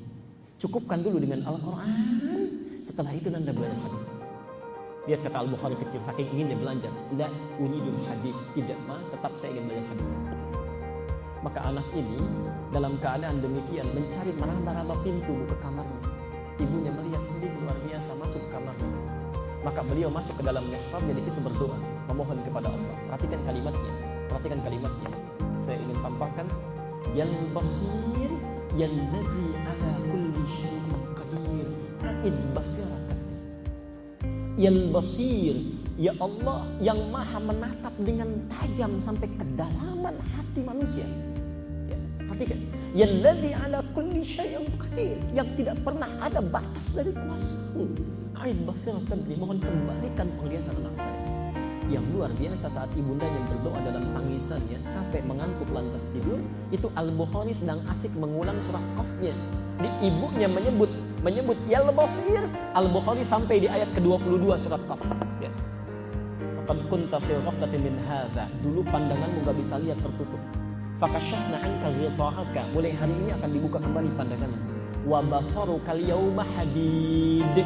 Ibunya menyebut Yal Basir, Al-Bukhari menyebut wa basar. Basar itu kan pandangan fisik. Wa basarukal yauma hadid. Mulai hari ini pandanganmu akan kembali menatap tajam. Itu ayat di akhirat diturunkan oleh Allah karunia di muka bumi. Ketika selesai baca itu, tiba-tiba terbuka pandangannya. Saking kagetnya lompat beliau. Dikejar ibundanya. Ini kaget sampai dibangun. Maka saya bisa lihat. Kata ibundanya, rupanya ayat tidak kaget. Nanda mungkin lihat dengan hati. Dan benda ini dengan mata saya. Ibu pakai pakaian begini, di samping kita ada benda ini. Sampai dipeluk oleh ibundanya. Pertangisan keduanya. Dan sejak saat itulah kemudian mulai lagi hafalkan hadis Nabi sallallahu alaihi wasallam sampai menuliskan Sahih Al-Bukhari 16 tahun. 16 tahun ditulis. Itu Al-Bukhari. Jadi maksud saya, ada kebaikan-kebaikan besar yang kita dapatkan. Kalau fisik sudah tidak berfungsi, mintakan kepada Allah dengan yang lainnya. Ya. Dan doa itu yang paling tajam. Ya. Terakhir.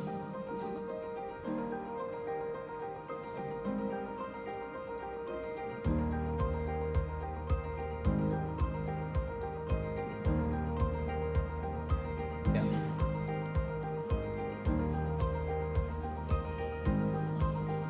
Al-Mafidah.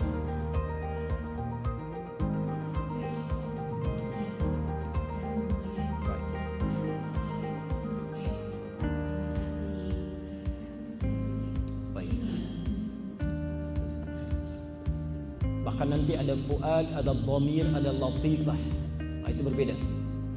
Saya khususkan ke fuad saja dulu. Tadi takwa itu sumber kebaikan, fujur sumber keburukan. Nah, suara hati yang mengeluarkan petunjuk dari takwa dan fujur itu suara hatinya disebut dengan fuad. Disebut dengan fuad.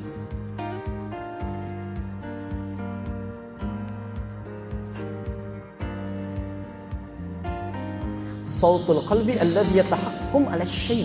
Ya. Suara hati yang memberikan hukum atau tindakan pada satu persoalan, respon pada satu sikap. Ini ada qalbu. Ya. Sini ada nafas. Ini ada takwa. Di sini ada fujur, nafsu. Perhatikan.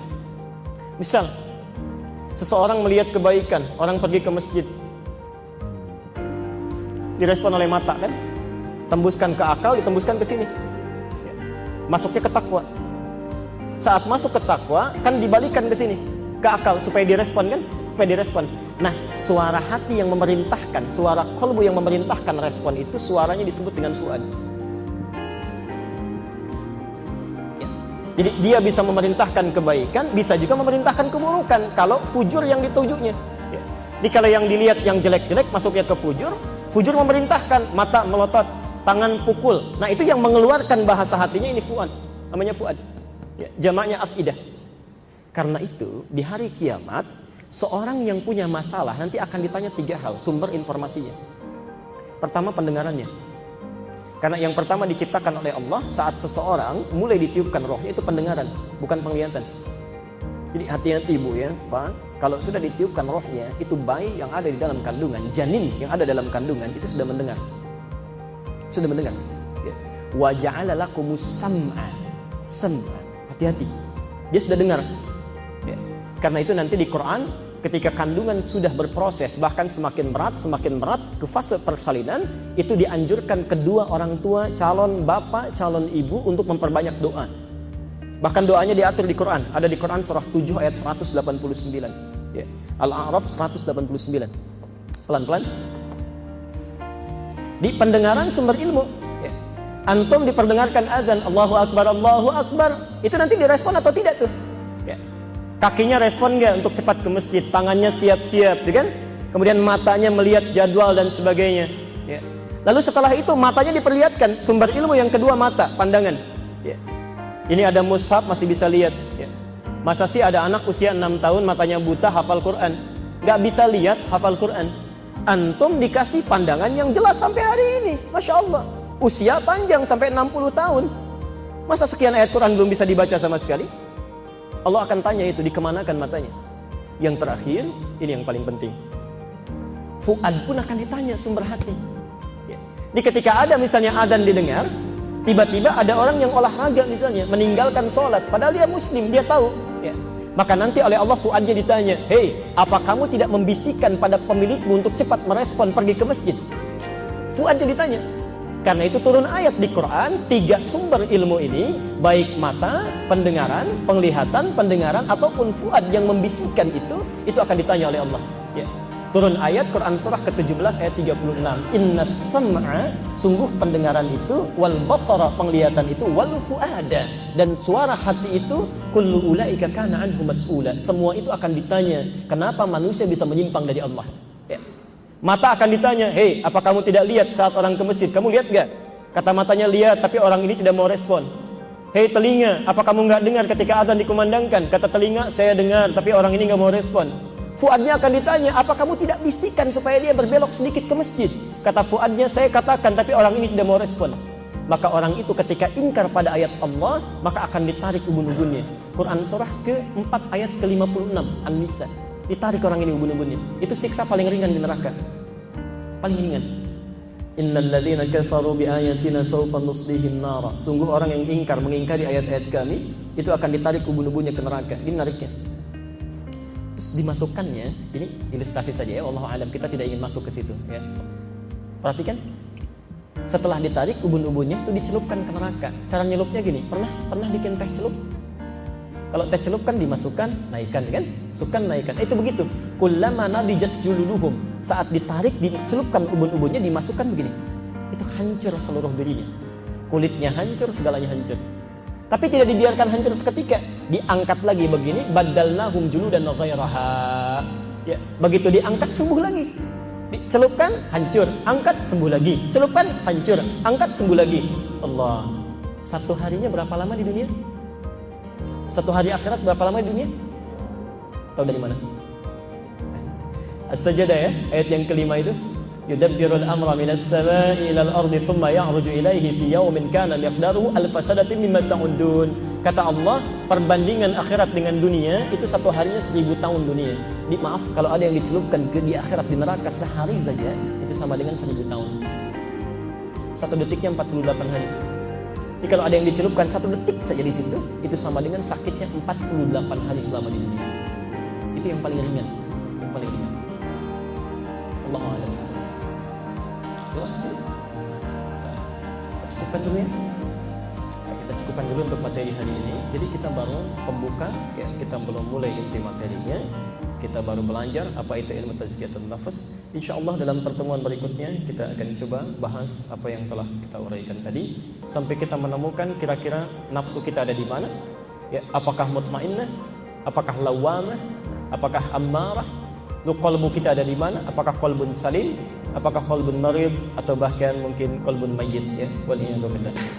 Baik, saya kira kita cukupkan kajian kita sampai di sini. Bila benar ada dari Allah dan Rasulnya, kalau salah itu dari saya pribadi mohon dimaafkan. Kita akhiri dengan doa kifaratul majlis. Subhanakallahumma wa bihamdika asyhadu an la ilaha illa anta astaghfiruka wa atubu ilaik.